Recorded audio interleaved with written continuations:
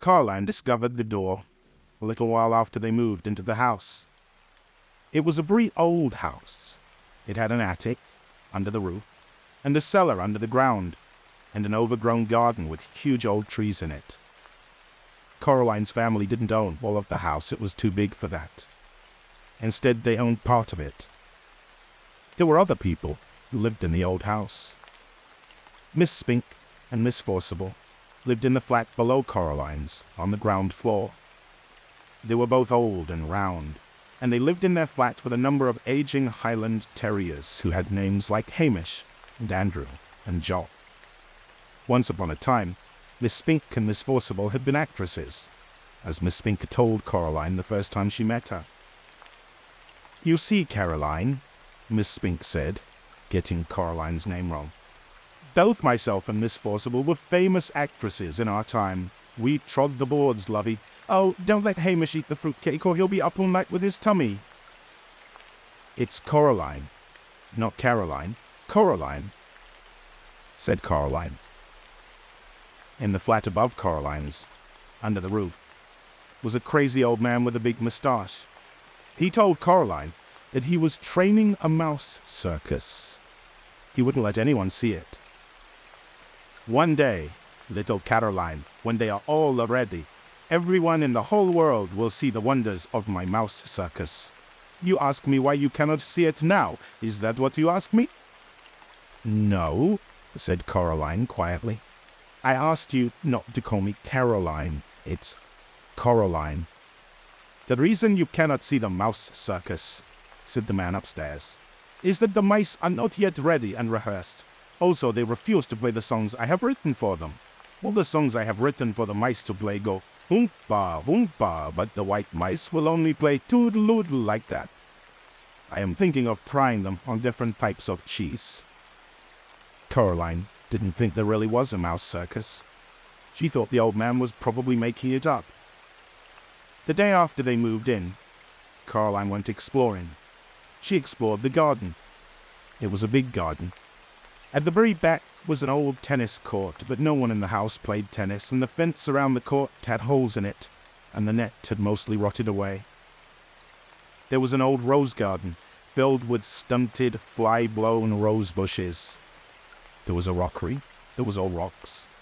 There was a fairy ring, made of squidgy brown toadstools, which smelled dreadful if you accidentally trod on them. There was also a well.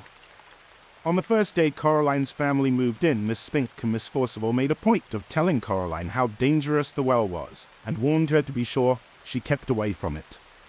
So Coraline set off to explore for it, so that she knew where it was, to keep away from it properly. She found it on the third day, in an overgrown meadow beside the tennis court, behind a clump of trees, a low brick circle almost hidden in the high grass. The well had been covered up by wooden boards, to stop anyone falling in. There was a small knot-hole in one of the boards, and Coraline spent an afternoon dropping pebbles and acorns through the hole, and waiting and counting until she heard the plop as they hit the water far below. Coraline also explored for animals. She found a hedgehog, and a snakeskin, but no snake, and a rock that looked just like a frog, and a toad that looked just like a rock. There was also a haughty black cat who would sit on walls and tree stumps and watch her, but would slip away if ever she went over to try to play with it. That was how she spent her first 2 weeks in the house, exploring the garden and the grounds. Her mother made her come back inside for dinner and for lunch, and Coraline had to make sure she dressed up warm before she went out, for it was a very cold summer that year. But go out she did, exploring, every day until the day it rained, when Coraline had to stay inside. "What should I do?" asked Coraline. "Read a book," said her mother. "Watch a video. Play with your toys. Go and pester Miss Spink or Miss Forcible or the crazy old man upstairs." "No," said Coraline. "I don't want to do those things. I want to explore." "I don't really mind what you do," said Coraline's mother, "as long as you don't make a mess." Coraline went over to the window and watched the rain come down. It wasn't the kind of rain you could go out in. It was the other kind, the kind that threw itself down from the sky and splashed where it landed. It was rain that meant business, and currently its business was turning the garden into a muddy, wet soup. Coraline had watched all the videos. She was bored with her toys and she'd read all her books. She turned on the television. She went from channel to channel to channel, but there was nothing on but men in suits talking about the stock market and talk shows. Eventually, she found something to watch. It was the last half of a natural history program about something called protective coloration. She watched animals, birds, and insects which disguised themselves as leaves or twigs or other animals to escape from things that could hurt them. She enjoyed it, but it ended too soon and was followed by a program about a cake factory. It was time to talk to her father. Coraline's father was home. Both of her parents worked, doing things on computers, which meant that they were home a lot of the time. Each of them had their own study. "Hello, Coraline," he said when she came in, without turning round. Said Coraline. "It's raining." "Yup," said her father, "it's bucketing down." "No," said Coraline, "it's just raining." "Can I go outside?" "What does your mother say?"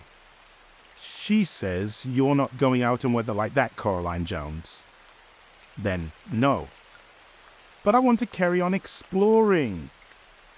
"Then, explore the flat," suggested her father. "Look, here's a piece of paper and a pen.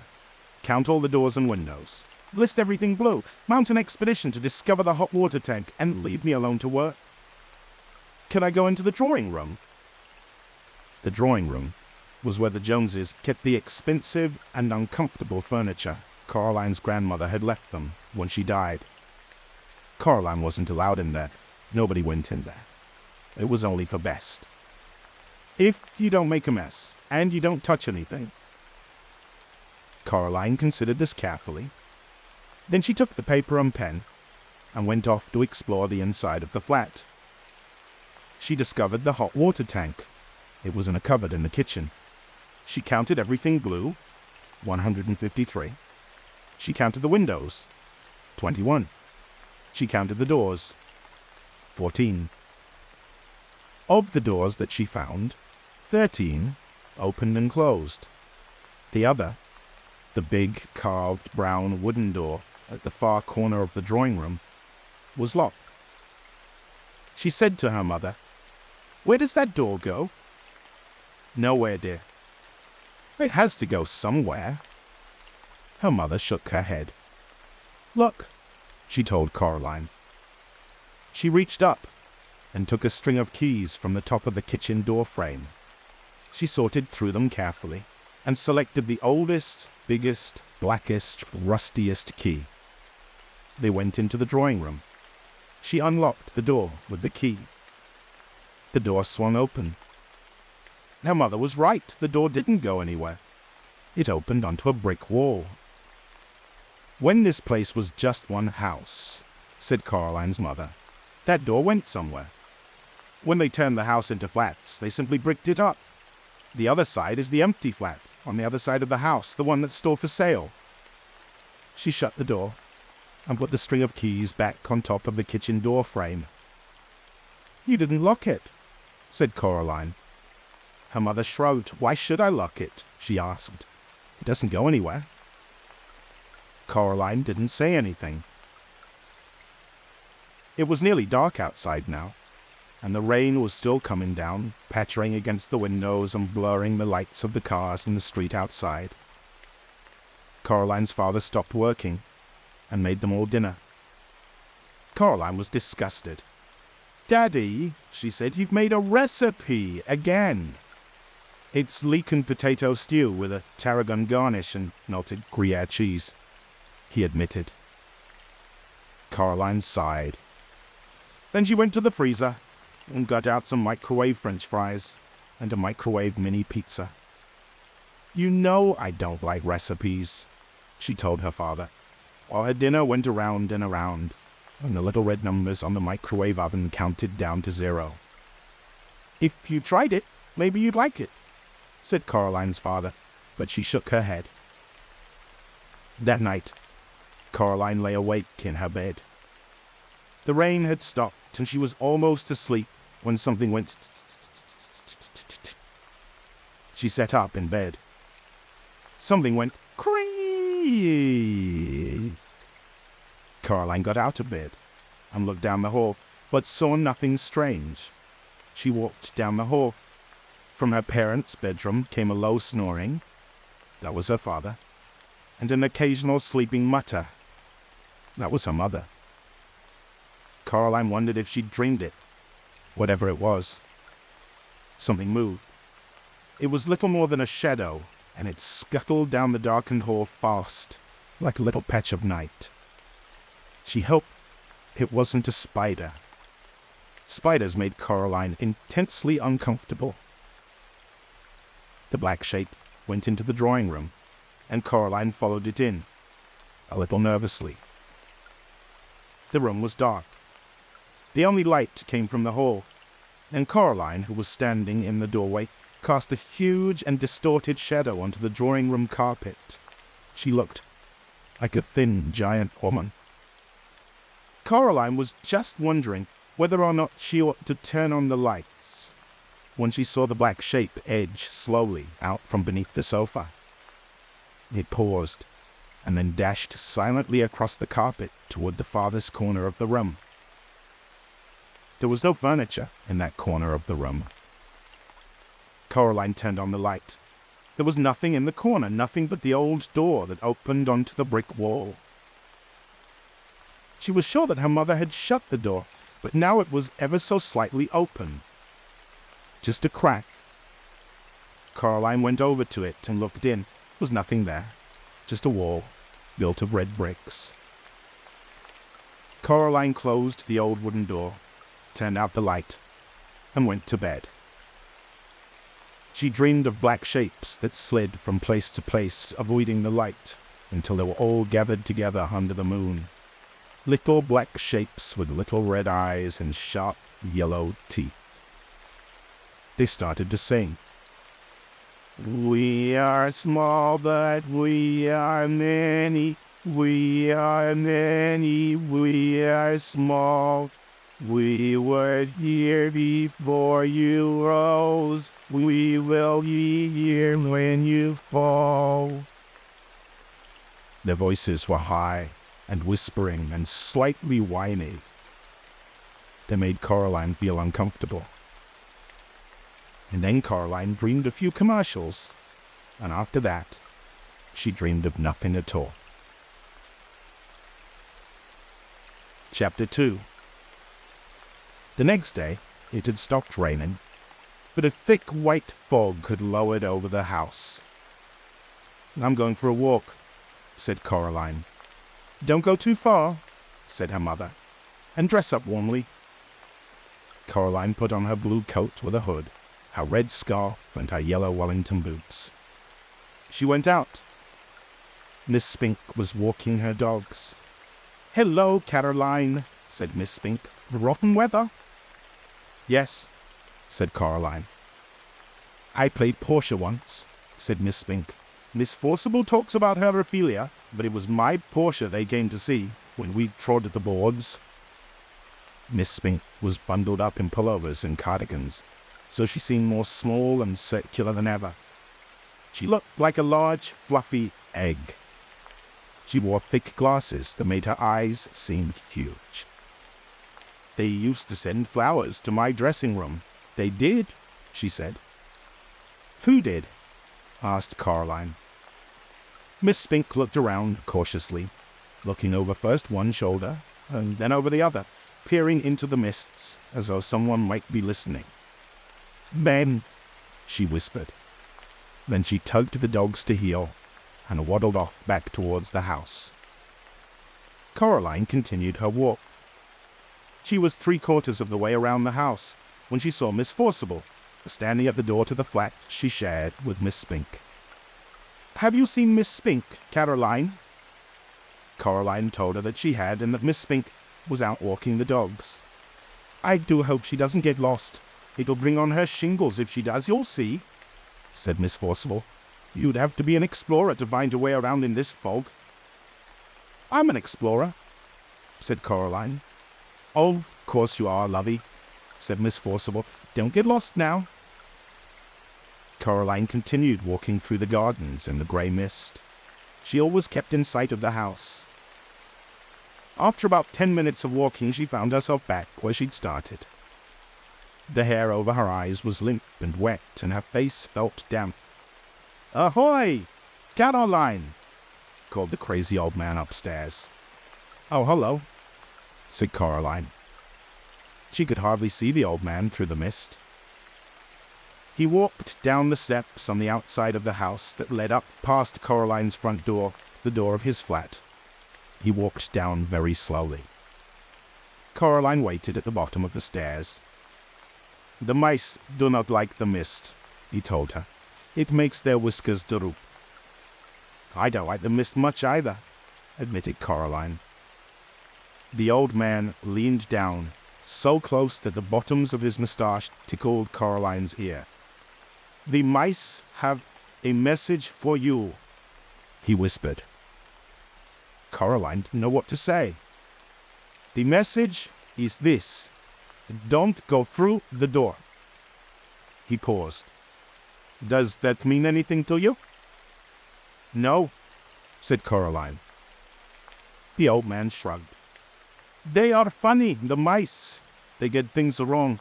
They got your name wrong, you know.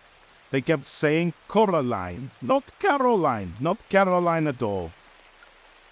He picked up a milk bottle from the bottom of the stairs and started back up to his attic flat. Coraline went indoors. Her mother was working in her study. Her mother's study smelt of flowers. "What shall I do?" asked Coraline. "When do you go back to school?" asked her mother. "Next week," said Coraline. Said her mother. "I suppose I shall have to get you new school clothes next week. Remind me, dear, or else I'll forget." And she went back to typing things on the computer screen. "What shall I do?" repeated Coraline. "Draw something." Her mother passed her a sheet of paper and a ballpoint pen. Coraline tried drawing the mist. After 10 minutes of drawing, she still had a white sheet of paper with "Mist" written on it in one corner in slightly wiggly letters. She grunted and passed it to her mother. Very modern, dear," said Coraline's mother. Coraline crept into the drawing room and tried to open the old door in the corner. It was locked once more. She supposed her mother must have locked it again. She shrugged. Coraline went to see her father. He had his back to the door as he typed. "Go away," he said cheerfully as she walked in. "I'm bored," she said. "Learn how to tap dance," he suggested without turning around. Coraline shook her head. "Why don't you play with me?" she asked. "Busy," he said. "Working," he added. He still hadn't turned around to look at her. "Why don't you go and bother Miss Spink and Miss Forcible?" Coraline put on her coat and pulled up her hood and went out of the house. She went downstairs. She rang the door of Miss Spink and Miss Forcible's flat. There was a frenzied woofing as the Scotted dogs ran out into the hall. After a while, Miss Spink opened the door. "Oh, it's you, Caroline," she said. "Angus, Hamish, Bruce, down now, lovies. It's only Caroline. Come in, dear. Would you like a cup of tea?" The flat smelt of furniture polish and dogs. "Yes, please," said Coraline. Miss Spink led her into a dusty little room, which she called the parlour. On the walls were black and white photographs of pretty women and theatre programs in frames. Miss Forcible was sitting in one of the armchairs, knitting hard. They poured Coraline a cup of tea and a little pink bone china cup with a saucer. They gave her a dry Garibaldi biscuit to go with it. Miss Forcible looked at Miss Spink picked up her knitting, and took a deep breath. "Anyway, April, as I was saying, you still have to admit there's life in the old dog yet," she said. "Miriam, dear, neither of us is as young as we were." "Madam Arcati," replied Miss Forcible, "the nurse in Romeo, Lady Bracknell, character parts, they can't retire you from the stage." "Now, Miriam, we agree," said Miss Spink. Coraline wondered if they'd forgotten she was there. They weren't making much sense. She decided they were having an argument as old and comfortable as an armchair, the kind of argument that no one ever really wins or loses, but which can go on forever, if both parties are willing. She sipped her tea. "I'll read the leaves if you want," said Miss Spink to Coraline. "Sorry?" said Coraline. "The tea leaves, dear. I'll read your future." Coraline passed Miss Spink her cup. Miss Spink peered short-sightedly at the black tea leaves in the bottom. She pursed her lips. "You know, Caroline," she said after a while, "you are in terrible danger." Miss Forcible snorted and put down her knitting. "Oh, don't be silly, April. Stop scaring the girl. Your eyes are going. Pass me that cup, child." Coraline carried the cup over to Miss Forcible. Miss Forcible looked into it carefully and shook her head and looked into it again. "Oh dear," she said. "You were right, April. She is in danger."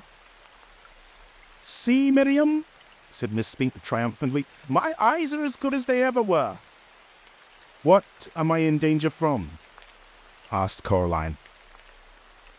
Mrs. Spink and Forcible stared at her blankly. "It didn't say," said Miss Spink. "Tea leaves aren't reliable for that kind of thing. Not really. They're good for the general, but not for specifics." "What should I do then?" asked Coraline, who was slightly alarmed by this. "Don't wear green in your dressing room," suggested Miss Spink. "Or mention the Scottish play," added Miss Forcible. Coraline wondered why so few of the adults she'd met made any sense. She sometimes wondered who they thought they were talking to. "And be very, very careful," said Miss Spink. She got up from the armchair and went over to the fireplace. On the mantelpiece was a small jar, and Miss Spink took off the top of the jar and began to pull things out of it. There was a tiny china duck, a thimble, a strange little brass coin, 2 paper clips, and a stone with a hole in it. She passed Coraline the stone with a hole in it. "What's it for?" asked Coraline. The hole went all the way through the middle of the stone. She held it up to the window and looked through it. "It might help," said Miss Spink. "They're good for bad things, sometimes." Coraline put on her coat, said goodbye to Mrs. Spink and Forcible and to the dogs, and went outside. The mist hung like blindness around the house. She walked slowly to the stairs up to her family's flat, and then stopped and looked around. In the mist, it was a ghost world. "In danger," thought Coraline to herself. It sounded exciting. It didn't sound like a bad thing. Not really. Coraline went back upstairs, her fist closed tightly around her new stone. Chapter 3. The next day, the sun shone, and Coraline's mother took her into the nearest large town to buy clothes for school. They dropped her father off at the railway station. He was going into London for the day to see some people. Coraline waved him goodbye. They went to the department store to buy the school clothes. Coraline saw some day-glow green gloves she liked a lot. Her mother refused to buy them for her, preferring instead to buy white socks, navy blue school underpants, 4 grey blouses, and a dark grey skirt. "But, Mum, Everybody at school's got grey blouses and everything. Nobody's got green gloves. I could be the only one." Her mother ignored her. She was talking to the shop assistant. They were talking about which kind of sweater to get for Coraline, and were agreeing that the best thing to do would be to get one that was embarrassingly large and baggy in the hopes that one day she might grow into it. Coraline wandered off and looked at a display of Wellington boots shaped like frogs and ducks and rabbits. Then she wandered back. "Coraline? Oh, there you are. Where on earth were you?" "I was kidnapped by aliens," said Coraline. "They came down from outer space with ray guns, but I fooled them by wearing a wig and laughing in a foreign accent, and I escaped." "Yes, dear. Now, I think you could do with some more hair clips, don't you?" "No." "Well, let's say half a dozen to be on the safe side," said her mother. Coraline didn't say anything. In the car on the way back home, Coraline said, "What's in the empty flat?" "I don't know. Nothing, I expect. It probably looks like our flat before we moved in. Empty rooms. Do you think you could get into it from our flat?" "Not unless you can walk through bricks, dear." "Oh." They got home around lunchtime. The sun was shining, although the day was cold. Coraline's mother looked in the fridge and found a sad little tomato and a piece of cheese with green stuff growing on it. It was only a crust in the bread bin. "I'd better dash down to the shops and get some fish fingers or something," said her mother. "Do you want to come?" "No," said Coraline. "Suit yourself," said her mother, and left. And she came back and got her purse and car keys and went out again. Coraline was bored. She flipped through a book her mother was reading about native people in a distant country, how every day they'd take pieces of white silk and draw on them in wax, then dip the silks in dye, then draw on them more in wax and dye them some more, and then boil the wax out in hot water, and then finally throw the now beautiful cloths on a fire and burn them to ashes. It seemed particularly pointless to Coraline, but she hoped that the people enjoyed it. She was still bored, and her mother wasn't yet home. Coraline got a chair and pushed it over to the kitchen door.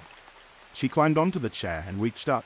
She got down and got a broom from the broom cupboard. She climbed back on the chair again and reached up with the broom. Chink. She climbed down from the chair and picked up the keys. She smiled triumphantly. Then she leaned the broom against the wall and went into the drawing room. The family did not use the drawing room. They'd inherited the furniture from Coraline's grandmother, along with a wooden coffee table, a side table, a heavy glass ashtray, and the oil painting of a bowl of fruit. Coraline could never work out why anyone would want to paint a bowl of fruit. Other than that, the room was empty. There were no knickknacks on the mantelpiece, no statues or clocks, nothing that made it feel comfortable or lived in. The old black key felt colder than any of the others. She pushed it into the keyhole. It turned smoothly, with a satisfying clunk. Coraline stopped and listened. She knew she was doing something wrong, and she was trying to listen for her mother coming back, but she heard nothing. Then Coraline put her hand on the doorknob and turned it.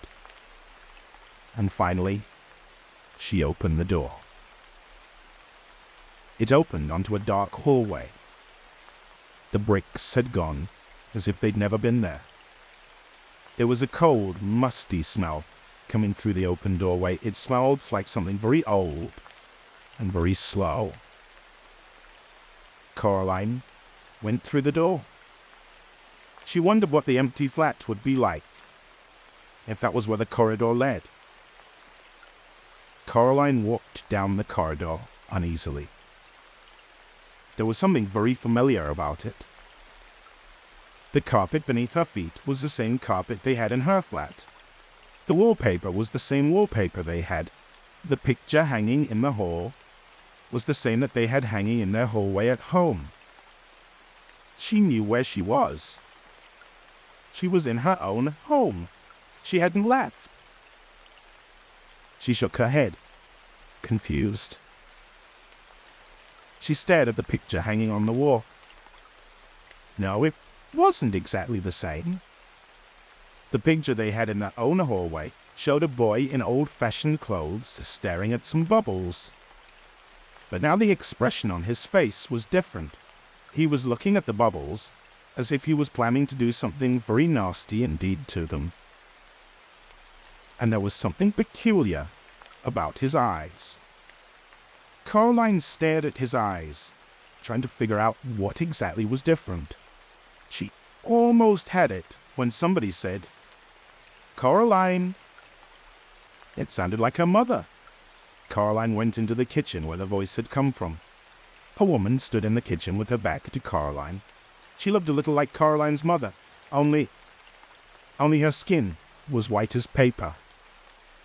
Only she was taller and thinner.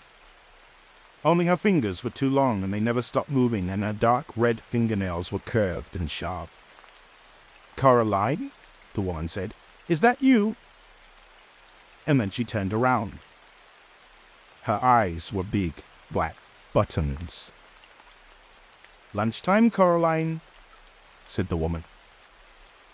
"Who are you?" asked Coraline. "I'm your other mother," said the woman. "Go and tell your other father that lunch is ready." She opened the door of the oven. Suddenly Coraline realized how hungry she was. It smelled wonderful. "Well, go on." Coraline went down the hall to where her father's study was. She opened the door. There was a man in there, sitting at the keyboard with his back to her. "Hello," said Coraline. I mean, she said to say that lunch is ready." The man turned around.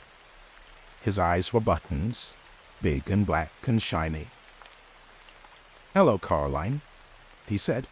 "I'm starving." He got up and went with her into the kitchen. They sat at the kitchen table, and Coraline's other mother brought them food. A huge golden brown roasted chicken, fried potatoes, tiny green peas.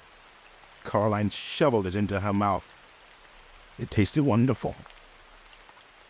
"We've been waiting for you for a long time," said Coraline's other father. "For me?" "Yes," said the other mother.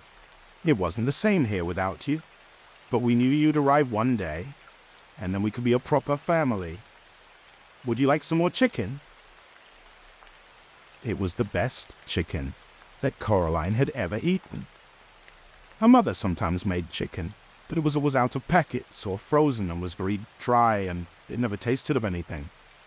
When Coraline's father cooked chicken, he bought real chicken, but he did strange things to it, like stewing it in wine or stuffing it with prunes or baking it in pastry, and Coraline would always refuse to touch it on principle. She took some more chicken. "I didn't know I had another mother," said Coraline cautiously. "Of course you do. Everyone does," said the other mother, her black button eyes gleaming. "After lunch, I thought you might like to play in your room with the rats." "The rats?" "From upstairs." Coraline had never seen a rat, except on television. She was quite looking forward to it. This was turning out to be a very interesting day after all. After lunch, her other parents did the washing up, and Coraline went down the hall to her other bedroom. It was different to her bedroom at home. For a start, it was painted in an off-putting shade of green and a peculiar shade of pink. Coraline decided that she wouldn't want to have to sleep in there, but that the color scheme was an awful lot more interesting than her own bedroom. There were all sorts of remarkable things in there she'd never seen before. Wind-up angels that fluttered around the bedroom like startled sparrows. Books with pictures that writhed and crawled and shimmered. Little dinosaur skulls that chattered their teeth as she passed. A whole toy box filled with wonderful toys. "This is more like it," thought Coraline. She looked out of the window.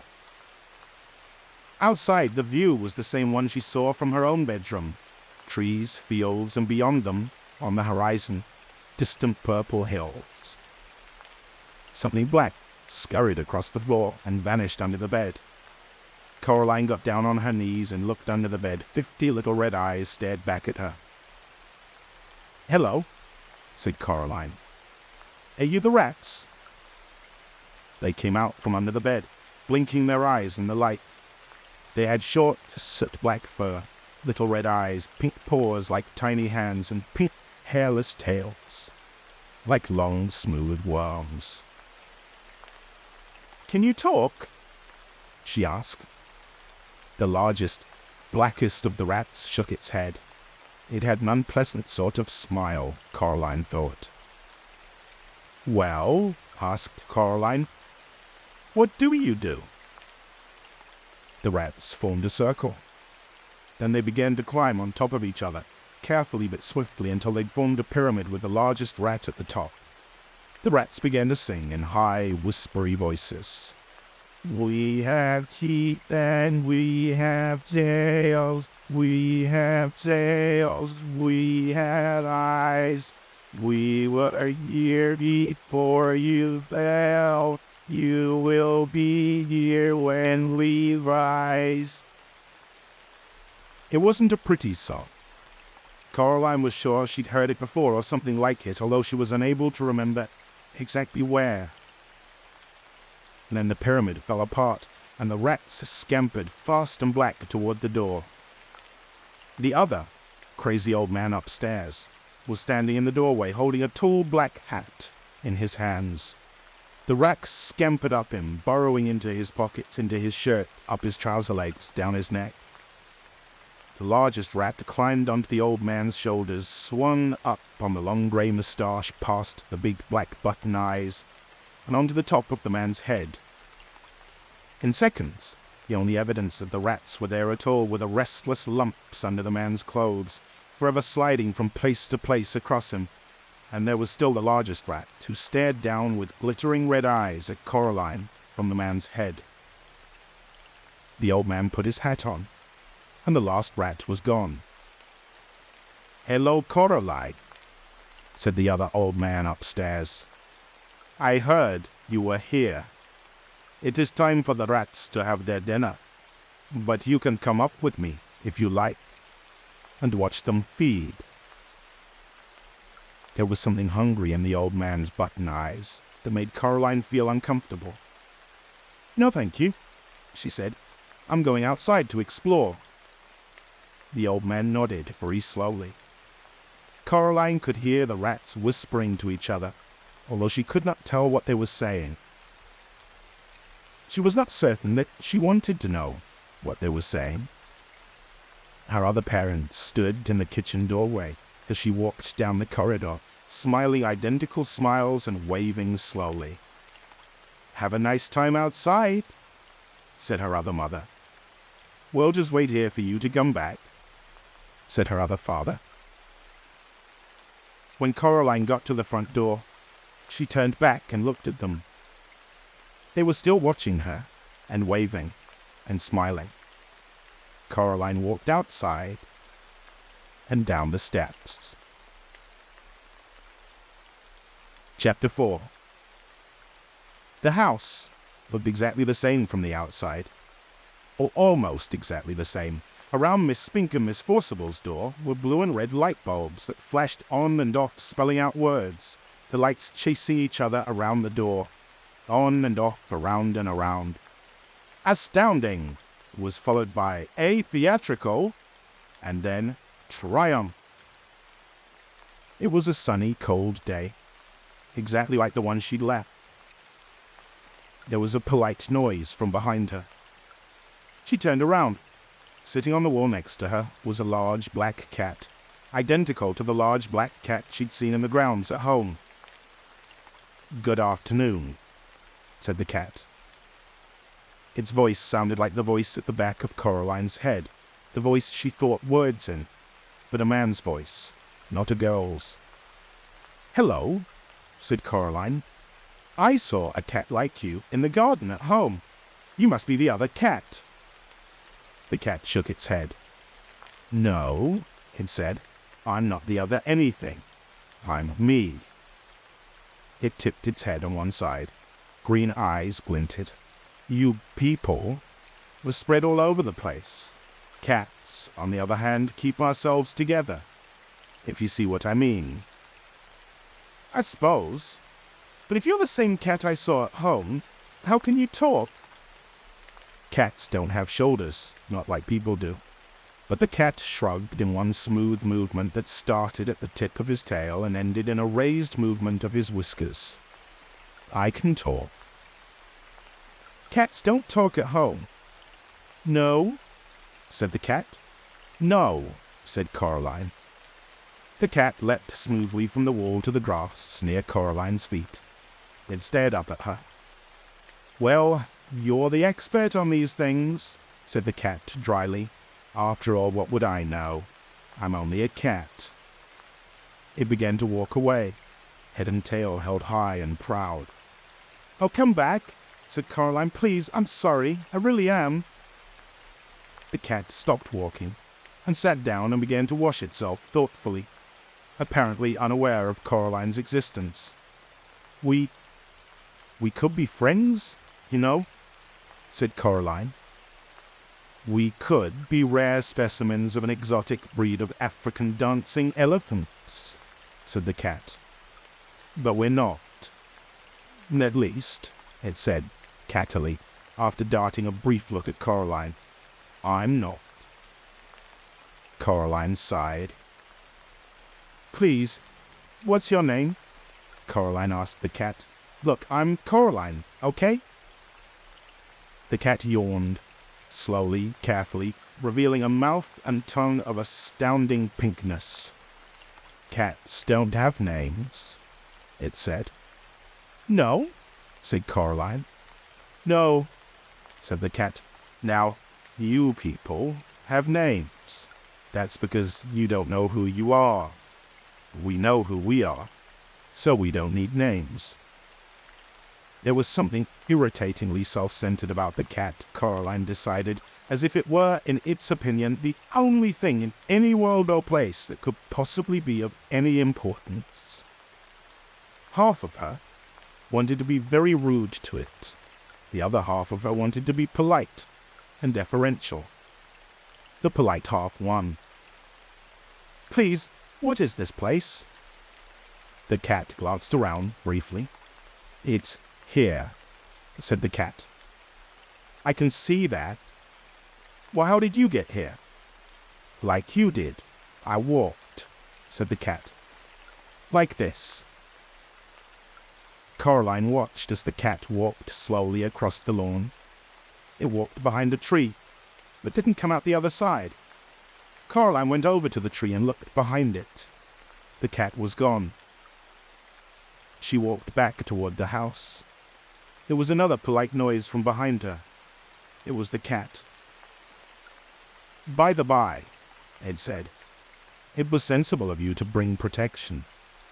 I'd hang on to it, if I were you. Protection? That's what I said, said the cat. And anyway. It paused and stared intently at something that wasn't there. Then it went down into a low crouch and moved slowly forward 2 or 3 steps. It seemed to be stalking an invisible mouse. Abruptly, it turned tail and dashed for the woods. It vanished among the trees. Coraline wondered what the cat had meant. She also wondered whether cats could all talk where she came from and just chose not to, or whether they could only talk when they were here. Wherever here was. She walked down the brick steps to the Mrs. Spink and Forcible's front door. The blue and red lights flashed on and off. The door was open, just slightly. She knocked on it, but her first knock made the door swing open, and Coraline went in. She was in a dark room that smelled of dust and velvet. The door swung shut behind her, and the room was black. Coraline edged forward into a small anteroom. Her face brushed against something soft. It was cloth. She reached up her hand and pushed at the cloth. It parted.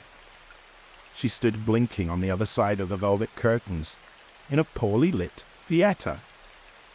Far away, at the edge of the room, was a high wooden stage, empty and bare, a dim spotlight shining onto it from high above. There were seats between Coraline and the stage, rows and rows of seats. She heard a shuffling noise, and a light came towards her, swinging from side to side. When it was closer, she saw the light was coming from a flashlight being carried in the mouth of a large black Scotty dog, its muzzle grey with age. "Hello," said Coraline. The dog put the flashlight down on the floor and looked up at her. "Right, let's see your ticket," he said gruffly. "Ticket? That's what I said. Ticket. I haven't got all day, you know. You can't watch the show without a ticket." Coraline sighed. "I don't have a ticket," she admitted. "Another one," said the dog gloomily. "Come in here, bold as anything. Where's your ticket? Haven't got one. I don't know." It shook its head, then shrugged. "Come on, then." He picked up the flashlight in his mouth and trotted off into the dark. Coraline followed him.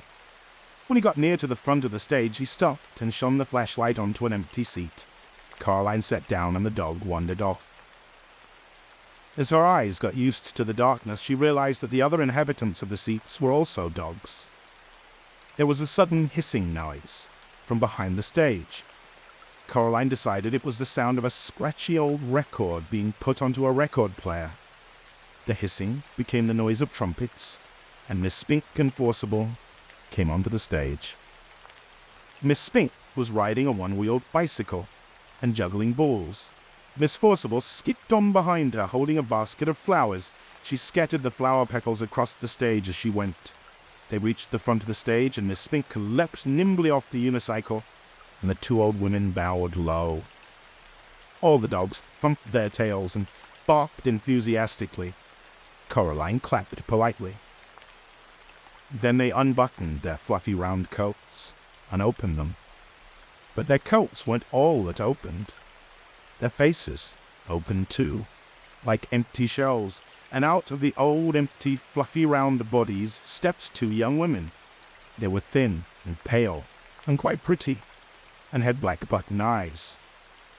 The new Miss Spink was wearing green tights and high brown boots that went most of the way up her legs.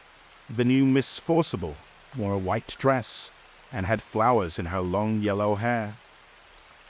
Coraline pressed back against her seat. Miss Spink went off the stage, and the noise of trumpets squealed as the gramophone needle dug its way across the record and was pulled off. "This is my favorite bit," whispered the little dog in the seat next to her. The other Miss Forcible picked a knife out of a box on the corner of the stage. "Is this a dagger that I see before me?" she asked. "Yes," shouted all the little dogs. "It is!" Miss Forcible curtsied, and all the dogs applauded again. Coraline didn't bother clapping this time. Miss Spink came back on. She slapped her thigh, and all the little dogs whooped. "And now," Miss Spink said, "Miriam and I proudly present a new and exciting addendum to our theatrical exposition. Do I see a volunteer?" The little dog next to Coraline nudged her with its front paw. "That's you," it hissed. Coraline stood up and walked up the wooden steps to the stage. "Can I have a big round of applause for the young volunteer?" asked Miss Spink. The dogs woofed and squealed and thumped their tails on the velvet seats. "Now, Coraline," said Miss Spink, "what's your name?" "Coraline," said Coraline. "And we don't know each other, do we?" Coraline looked at the thin young woman with black button eyes and shook her head, slowly. "Now," said the other Miss Spink, "stand over here." She led Coraline over to a board by the side of the stage and put a balloon on top of Coraline's head. Miss Spink walked over to Miss Forcible. She blindfolded Miss Forcible's button eyes with a black scarf, put the knife into her hands, and she turned her round 3 or 4 times and pointed her at Coraline. Coraline held her breath and squeezed her fingers into two tight fists. Miss Forcible threw the knife at the balloon. It popped loudly, and the knife stuck into the board just above Coraline's head and twanged there. Coraline breathed out. The dogs went wild. Miss Spink gave Coraline a very small box of chocolates and thanked her for being such a good sport. Coraline went back to her seat. "You were very good," said the little dog. "Thank you," said Coraline. Miss Forcible and Miss Spink began juggling with huge wooden clubs. Coraline opened the box of chocolates. The dog looked at them longingly. "Would you like one?" she asked the little dog. "Yes, please," whispered the dog. "Only not toffee ones. They make me drool." "I thought chocolates weren't very good for dogs," she said, remembering something Miss Forcible had once told her.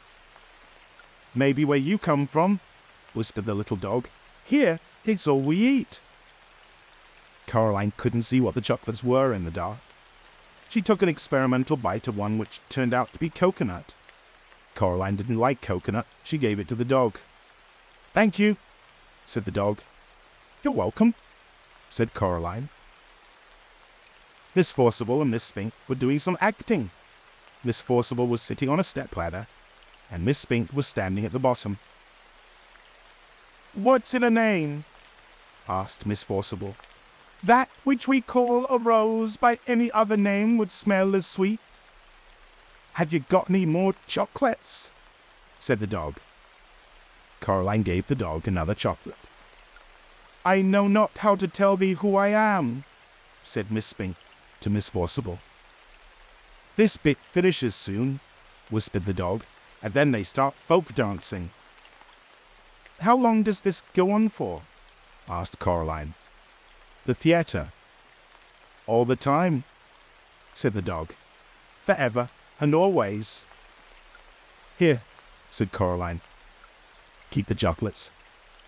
"Thank you," said the dog. Coraline stood up. "See you soon," said the dog. "Bye," said Coraline.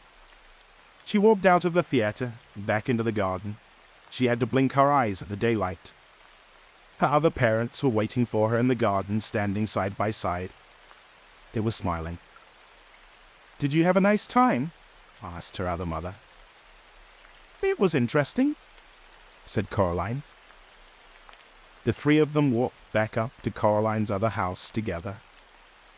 Coraline's other mother stroked Coraline's hair with her long white fingers. Coraline shook her head. "Don't do that," said Coraline. Her other mother took her hand away. "So," said her other father, "do you, like it here?" "I suppose," said Coraline. "It's much more interesting than at home." They went inside.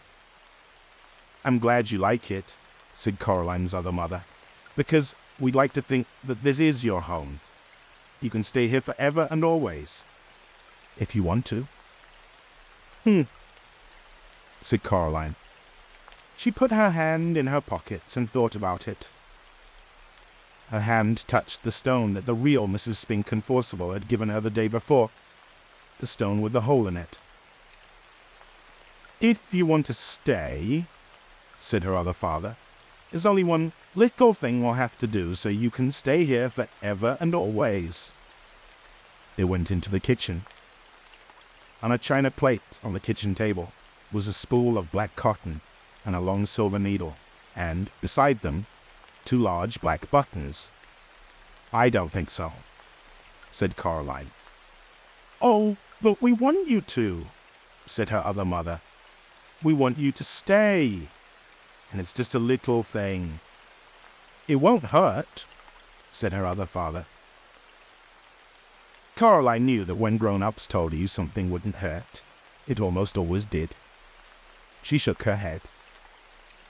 Her other mother smiled brightly, and the hair on her head drifted like plants under the sea. "We only want what's best for you," she said. She put her hand on Coraline's shoulder. Coraline backed away. "I'm going now," said Coraline. She put her hands in her pockets. Her fingers closed round the stone with the hole in. Her other mother's hand scuttled off Coraline's shoulder like a frightened spider. "If that's what you want," she said. "Yes," said Coraline. "We'll see you soon, though," said her other father, "when you come back." Said Coraline. "And then we'll all be together as one big happy family," said her other mother, "forever and always." Coraline backed away. She turned and hurried into the drawing room and pulled open the door in the corner. There was no brick wall there now, just darkness, a night-black underground darkness that seemed as if things in it might be moving. Coraline hesitated. She turned back. Her other mother and her other father were walking towards her, holding hands. They were looking at her with their black button eyes, or at least she thought they were looking at her. She couldn't be sure. Her other mother reached out her free hand and beckoned gently with one white finger. Her pale lips mouthed, "Come back soon," although she said nothing aloud. Coraline took a deep breath and stepped into the darkness, where strange voices whispered and distant winds howled. She became certain that there was something in the dark behind her, something very old and very slow. Her heart beat so hard and so loudly she was scared it would burst out of her chest. She closed her eyes against the dark. Eventually, she bumped into something and opened her eyes, startled. She'd bumped into an armchair in her drawing room. The open doorway behind her was blocked by rough red bricks. She was home. Chapter 5. Coraline locked the door of the drawing room with the cold black key. She went back into the kitchen and climbed onto a chair. She tried to put the bunch of keys back on top of the door again. She tried 4 or 5 times before she was forced to accept that she just wasn't big enough, and she put them down on the counter next to the door. Her mother still hadn't returned from her shopping expedition. Coraline went to the freezer and took out the spare loaf of frozen bread in the bottom compartment. She made herself some toast with jam and peanut butter. She drank a glass of water. She waited for her parents to come back. When it began to get dark, Coraline microwaved herself a frozen pizza. Then Coraline watched television. She wondered why grown-ups gave themselves all the good programs with all the shouting and running around in. After a while, she started yawning. Then she undressed, brushed her teeth, and put herself to bed. In the morning, she went into her parents' room, but the bed hadn't been slept in, and they weren't around. She ate canned spaghetti for breakfast. For lunch, she had a block of cooking chocolate and an apple. The apple was yellow and slightly shriveled, but it tasted sweet and good. For tea, she went down to see Mrs. Spink and Forcible. She had 3 digestive biscuits, a glass of limeade, and a cup of weak tea. The limeade was very interesting. It didn't taste anything like limes. It tasted bright green and vaguely chemical. Coraline liked it enormously. She wished they had it at home. "How are your dear mother and father?" asked Miss Spink. "Missing," said Coraline. "I haven't seen either of them since yesterday. I'm on my own. I think I've probably become a single-child family." "Tell your mother that we found the Glasgow Empire press clippings we were telling her about. She seemed very interested when Miriam mentioned them to her." "She's vanished under mysterious circumstances," said Coraline. "And I believe my father has as well." "I'm afraid we'll be out all day tomorrow, Caroline lovey," said Miss Forcible. "We'll be staying with April's niece in Royal Tunbridge Wells."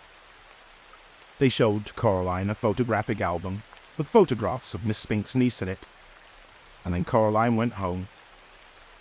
She opened her money box and walked down to the supermarket. She bought 2 large bottles of limeade, a chocolate cake, and a new bag of apples, and went back home and ate them for dinner. She cleaned her teeth and went into her father's office. She woke up his computer and wrote a story. Coraline's story.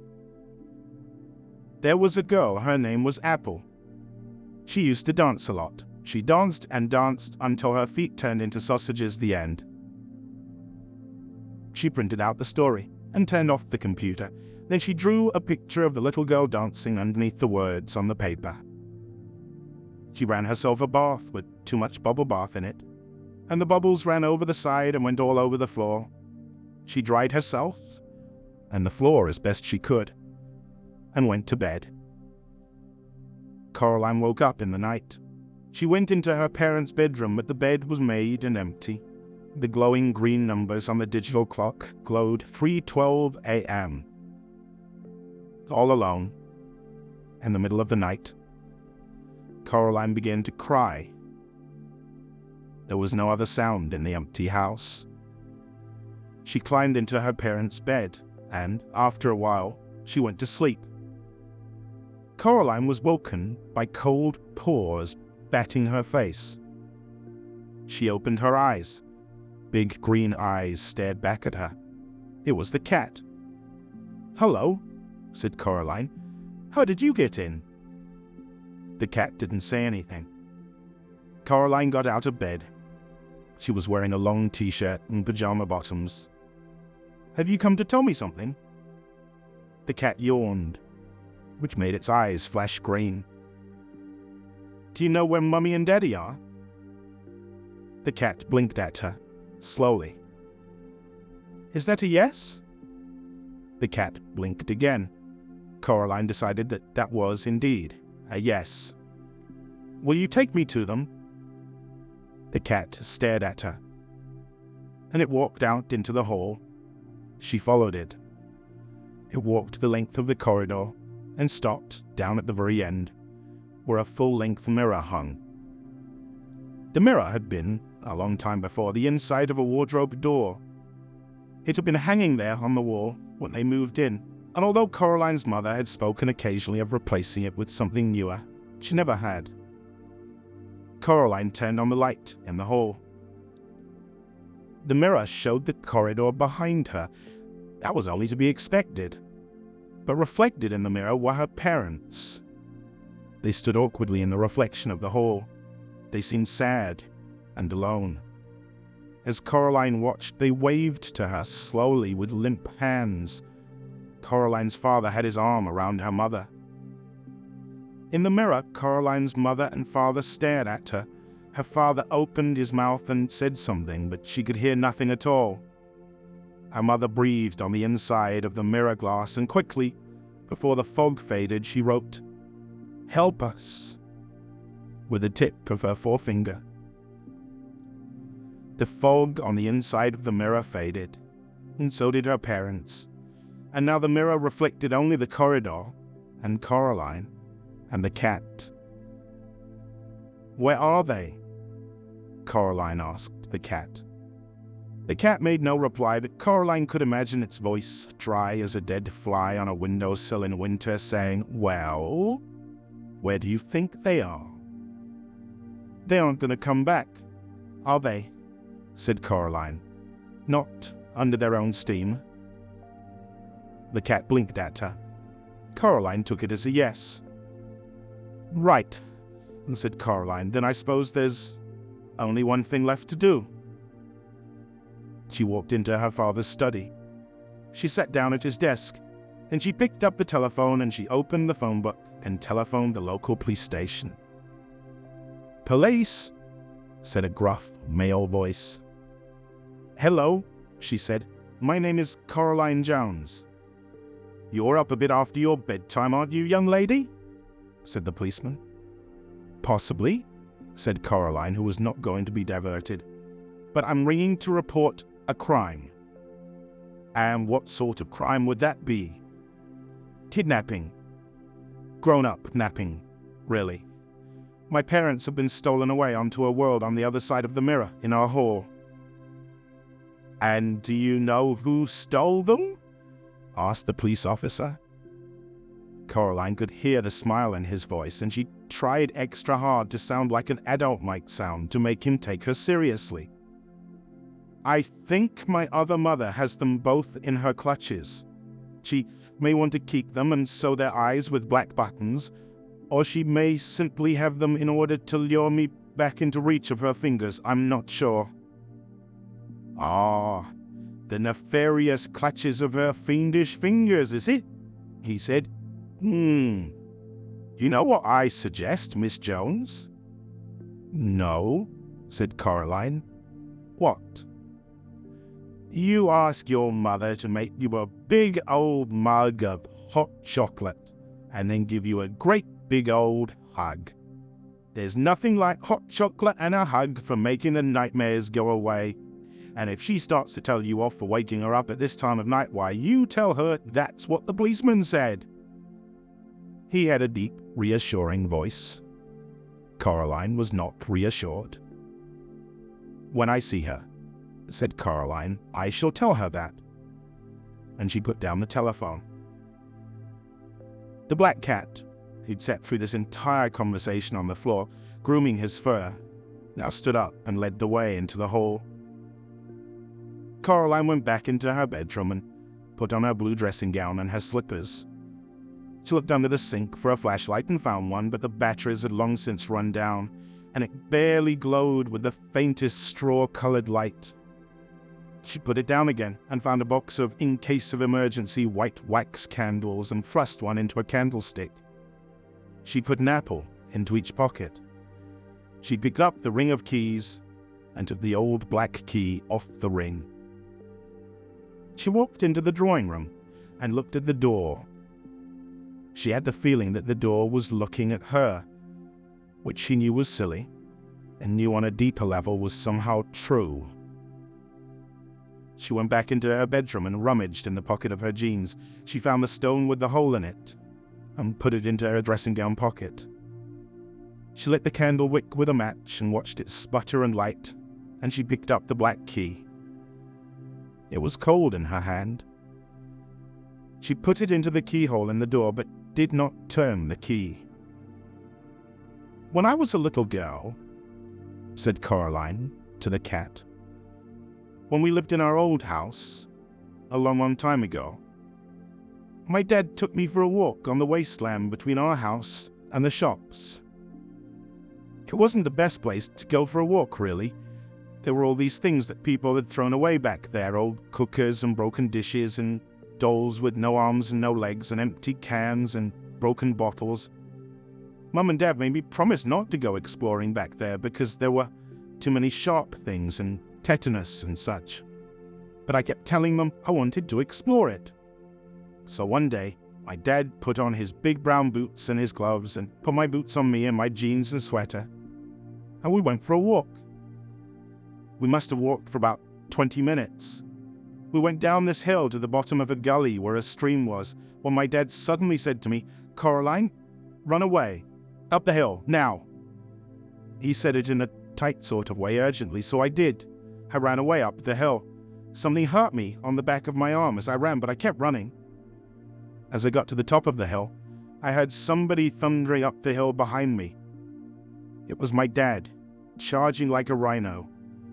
When he reached me, he picked me up in his arms and swept me over the edge of the hill. And then we stopped, and we puffed and we panted, and we looked back down the gully. The air was alive with yellow wasps. We must have stepped on a wasp's nest in a rotten branch as we walked. And while I was running up the hill, my dad stayed and got stung to give me time to run away. His glasses had fallen off when he ran. I only had the one sting on the back of my arm. He had 39 stings all over him. We counted later in the bath. The black cat began to wash its face and whiskers in a manner that indicated increasing impatience. Coraline reached down and stroked the back of its head and neck. The cat stood up, walked several paces until it was out of her reach, and it sat down and looked up at her again. "So," said Coraline, Later that afternoon, my dad went back again to the wasteland to get his glasses back. He said if he left it another day, he wouldn't be able to remember where they fell. And soon he got home, wearing his glasses. He said that he wasn't scared when he was standing there and the wasps were stinging him and hurting him, and he was watching me run away because he knew he had to give me enough time to run, or the wasps would have come after both of us. Coraline turned the key in the door. It turned with a loud clunk. The door swung open. There was no brick wall on the other side of the door, only darkness. A cold wind blew through the passageway. Coraline made no move to walk through the door. And he said that wasn't brave of him, doing that, just standing there and being stung, said Coraline to the cat. It wasn't brave because he wasn't scared. It was the only thing he could do. But going back again to get his glasses, when he knew the wasps were there, when he was really scared, that was brave. She took her first step down the dark corridor. She could smell dust and damp and mustiness. The cat padded along beside her. And why was that? Asked the cat, although it sounded barely interested. Because, she said, when you're scared, but you still do it anyway, that's brave. The candle cast huge, strange, flickering shadows along the wall. She heard something moving in the darkness beside her, or to one side of her. She could not tell. It seemed as if it was keeping pace with her, whatever it was. And that's why you're going back to her world, then, said the cat, because your father once saved you from wasps. Oh, don't be silly, said Coraline. I'm going back for them because they are my parents. And if they noticed I was gone, I'm sure they'd do the same for me. You know, you're talking again. How fortunate I am, said the cat, in having a traveling companion of such wisdom and intelligence. Its tone remained sarcastic, but its fur was bristling, and its brush of a tail stuck up in the air. Coraline was going to say something like, sorry, or wasn't it a lot shorter walk last time? When the candle went out, as suddenly as if it had been snuffed by someone's hand. There was a scrabbling and a pattering, and Coraline could feel her heart pounding against her ribs. She put out one hand and felt something wispy, like a spider's web, brush her hands and her face. At the end of the corridor, the electric light went on, blinding after the darkness. A woman stood silhouetted by the light, a little ahead of Coraline. "Coraline, darling," she called. "Mom," said Coraline, and she ran forward, eager and relieved. "Darling," said the woman, "why did you ever run away from me?" Coraline was too close to stop, and she felt the other mother's cold arms enfold her. She stood there, rigid and trembling, as the other mother held her tightly. "Where are my parents?" Coraline asked. "We're here," said her other mother, in a voice so close to her real mother's that Coraline could scarcely tell them apart. "We're here. We're ready to love you and play with you and feed you and make your life interesting." Coraline pulled back, and the other mother let her go with reluctance. The other father, who'd been sitting on a chair in the hallway, stood up and smiled. "Come on into the kitchen," he said. "I'll make us a midnight snack, and you'll want something to drink. Hot chocolate, perhaps?" Coraline walked down the hallway until she reached the mirror at the end. There was nothing reflected in it. The young girl in her dressing gown and slippers who looked like she'd recently been crying, but whose eyes were real eyes, not black buttons, and who was holding tightly to a burned-out candle in a candlestick. She looked at the girl in the mirror, and the girl in the mirror looked back at her. "I will be brave," thought Coraline. No, I am brave.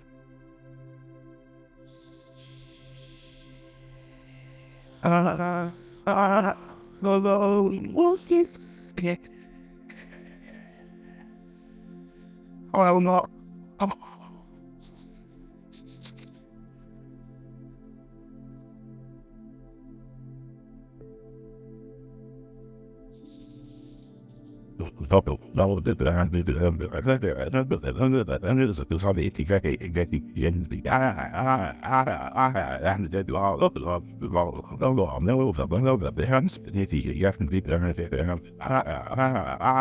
This is the I wasn't so baby. I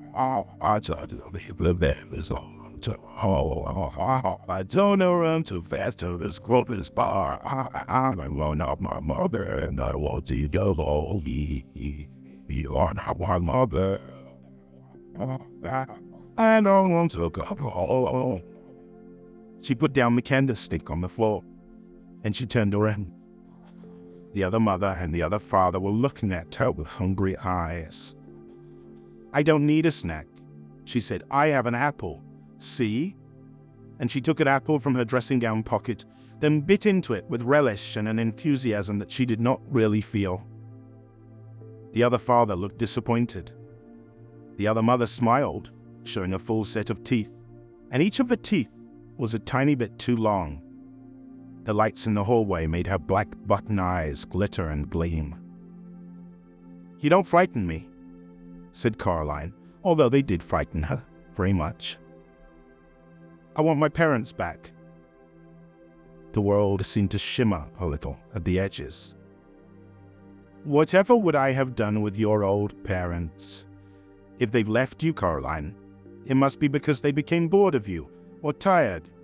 Now I will never become bored of you, and I will never abandon you. You will always be safe here with me.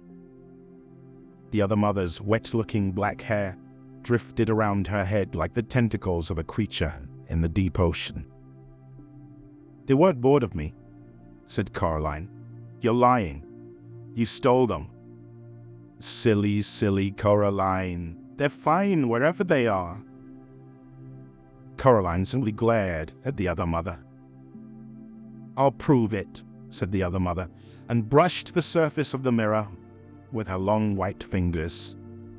It clouded over as if a dragon had breathed on it, and then it cleared. In the mirror, it was daytime already. Coraline was looking at the hallway all the way down to her front door. The door opened from the outside, and Coraline's mother and father walked inside. They carried suitcases. That was a fine holiday, said Coraline's father.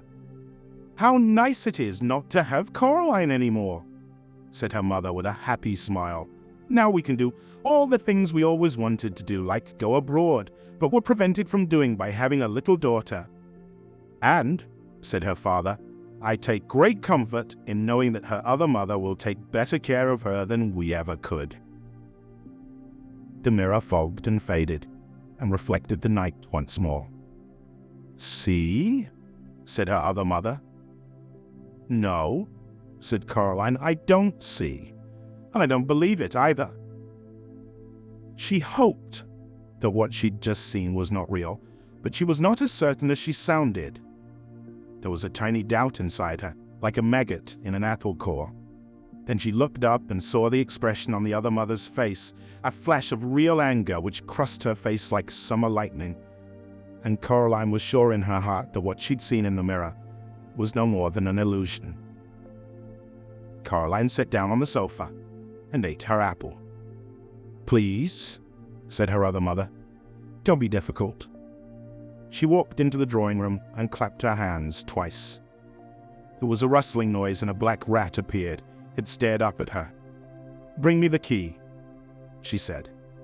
The rat chittered. Then it ran through the open door that led back to Coraline's own flat. The rat returned, dragging the key behind him. Why don't you have your own key on this side? Asked Coraline. There is only one key, only one door, said the other father.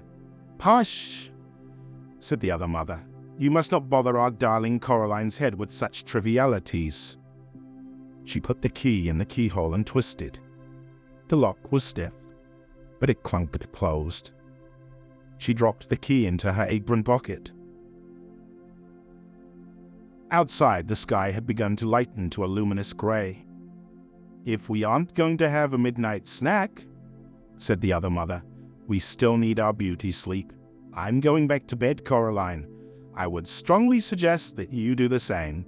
She placed her long white fingers on the shoulders of the other father, and she walked him out of the room. Coraline walked over to the door at the far corner of the drawing room. She tugged on it, but it was tightly locked. The door of her other parents' bedroom was now closed. She was indeed tired, but she didn't want to sleep in the bedroom. She didn't want to sleep under the same roof as her other mother. The front door was not locked. Coraline walked out into the dawn and down the stone stairs. She sat down on the bottom step. It was cold. Something furry pushed itself against her side in one smooth, insinuating motion. Coraline jumped, and then breathed a sigh of relief when she saw what it was. "Oh, it's you," she said to the black cat. "See?" said the cat. "It wasn't so hard recognizing me, was it? Even without names." "Well, what if I wanted to call you?" The cat wrinkled its nose and managed to look unimpressed. "Calling cats," he confided, "tends to be a rather overrated activity. Might as well call the whirlwind." "What if it was dinner time?" asked Coraline. "Wouldn't you want to be called then?" "And of course," said the cat, but a simple cry of "dinner" would do nicely. See, no need for names. "Why does she want me?" Coraline asked the cat. "Why does she want me to stay here with her?" "She wants something to love, I think," said the cat. "Something that isn't her. She might want something to eat as well. It's hard to tell with creatures like that." "Do you have any advice?" asked Coraline. The cat looked as if it were about to say something else sarcastic. Then it flicked its whiskers and said, "Challenge her. There's no guarantee she'll play fair, but her kind of thing loves games and challenges." "What kind of thing is that?" asked Coraline. But the cat made no answer, simply stretched luxuriantly and walked away. And then it stopped and turned and said, "I'd go inside if I were you. Get some sleep. You have a long day ahead of you." And then the cat was gone. Still, Coraline realized it had a point. She crept back into the silent house, past the closed bedroom door, inside which the other mother and the other father... What? She wondered. Slept? Waited? And then it came to her that, should she open the bedroom door, she would find it empty. Or more precisely, that it was an empty room. And it would remain empty until the exact moment that she opened the door. Somehow that made it easier. Coraline walked into the green and pink parody of her own bedroom. She closed the door and hauled the toy box in front of it. It would not keep anyone out, but the noise somebody would make trying to dislodge it would wake her, she hoped. The toys in the toy box were still mostly asleep, and they stirred and muttered as she moved their box, and then they went back to sleep. Coraline checked under her bed looking for rats, but there was nothing there.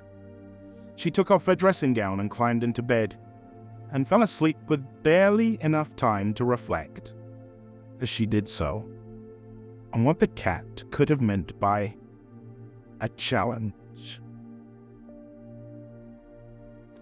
Chapter 6. Coraline was woken by the mid-morning sun full on her face. For a moment she felt utterly dislocated. She did not know where she was. She was not entirely sure who she was. It is astonishing just how much of what we are can be tied to the beds we wake up in the morning. And it's astonishing how fragile that can be. Sometimes Coraline would forget who she was. while she was daydreaming that she was exploring the Arctic or the Amazon rainforest or darkest Africa, and it was not until someone tapped her on the shoulder or said her name that Coraline would come back from a million miles away with a start, and all in a fraction of a second have to remember who she was and what her name was and that she was even there at all. Now there was sun on her face, and she was Coraline Jones. Yes. And then the green and pinkness of the room she was in and the rustling of a large painted paper butterfly as it fluttered and beat its way about the ceiling told her where she'd woken up. She climbed out of the bed. She could not wear her pajamas, dressing gown and slippers during the day, she decided, even if it meant wearing the other Coraline's clothes. Was there an other Coraline? No, she decided, there wasn't. There was just her. There were no regular clothes in the cupboard, though. They were more like dressing-up clothes, or, she thought, the kind of clothes she would love to have hanging in her own wardrobe at home. There was a raggedy witch costume, a patched scarecrow clothes costume, a future warrior costume with little digital lights in it that glittered and blinked, a slinky evening dress all covered in feathers and mirrors. Finally, in a drawer, she found a pair of black jeans that seemed to be made of velvet night, and a grey sweater the color of thick smoke, with faint and tiny stars in the fabric which twinkled. She pulled on the jeans and the sweater. Then she put on a pair of bright orange boots she found at the bottom of the cupboard. She took her last apple out of the pocket of her dressing gown, and then took from the same pocket the stone with a hole in it. She put the stone into the pocket of her jeans, and it was as if her head had cleared a little, as if she'd come out of some sort of a fog. She went into the kitchen, but it was deserted. Still, she was sure that there was someone in the flat. She walked down the hall until she reached her father's study and discovered that it was occupied. "Where's the other mother?" she asked the other father. He was sitting in the study at a desk which looked just like her father's, but he was not doing anything at all, not even reading gardening catalogues as her own father did when he was only pretending to be working. "Out," he told her. "Fixing the doors. There are some vermin problems." He seemed pleased to have somebody to talk to. "The rats, you mean?" "No, the rats are our friends. This is the other kind, big black fellow with his tail high." "The cat, you mean?" "That's the one," said her other father. He looked less like her true father today. There was something slightly vague about his face, like bread dough that had begun to rise, smoothing out the bumps and cracks and depressions. "Really, I mustn't talk to you when she's not here," he said. "But don't you worry, she won't be gone often. I shall demonstrate our tender hospitality to you, such that you will not even think about ever going back." He closed his mouth and folded his hands in his lap. "So, what am I to do now?" asked Coraline. The other father pointed to his lips. Silence. "If you won't even talk to me," said Coraline, "I'm going exploring." "No point," said the other father. "There isn't anywhere but here. This is all she made. The house, the grounds, and the people in the house. She made it, and she waited." And then he looked embarrassed, and he put one finger to his lips again, as if he'd just said too much. Coraline walked out of his study. She went into the drawing room, over to the old door, and she pulled it, rattled and shook it. No, it was locked fast, and the other mother had the key. She looked around the room. It was so familiar. That was what made it feel so truly strange. Everything was exactly the same as she remembered. There was all her grandmother's strange-smelling furniture.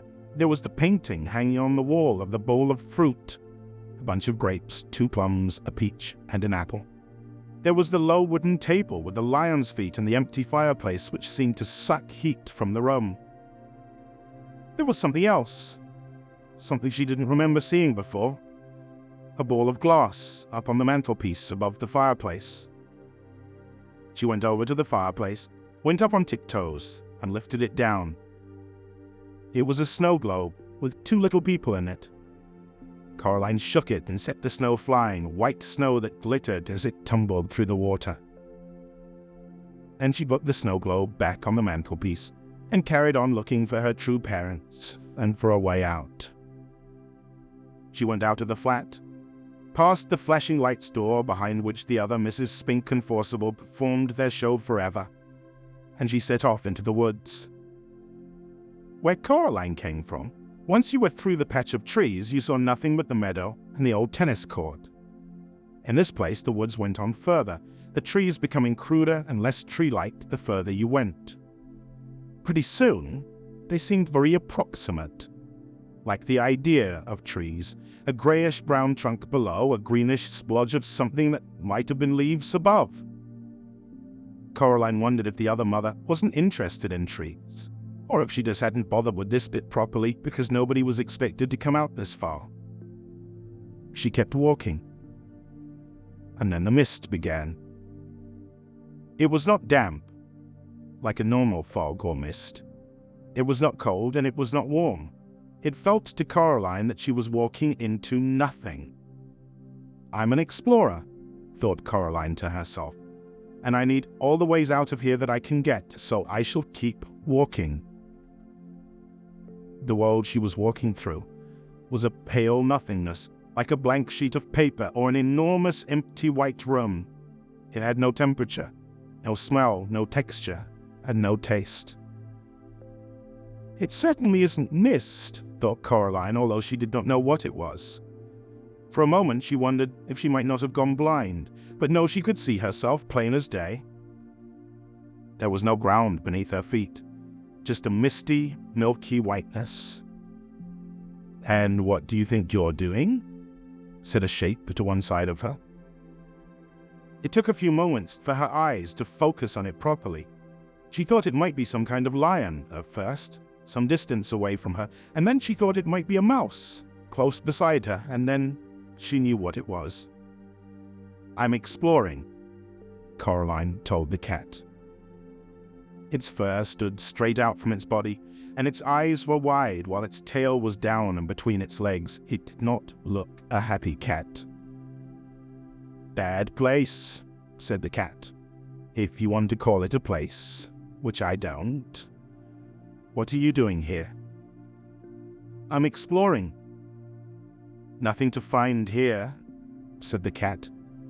"This is just the outside, the part of the place she hasn't bothered to create." "She?" "The one who says she's your other mother," said the cat. "What is she?" asked Coraline. The cat did not answer, just padded through the pale mist beside Coraline. A shape began to appear in front of them, something high and towering and dark. "You were wrong," she told the cat. "There is something there."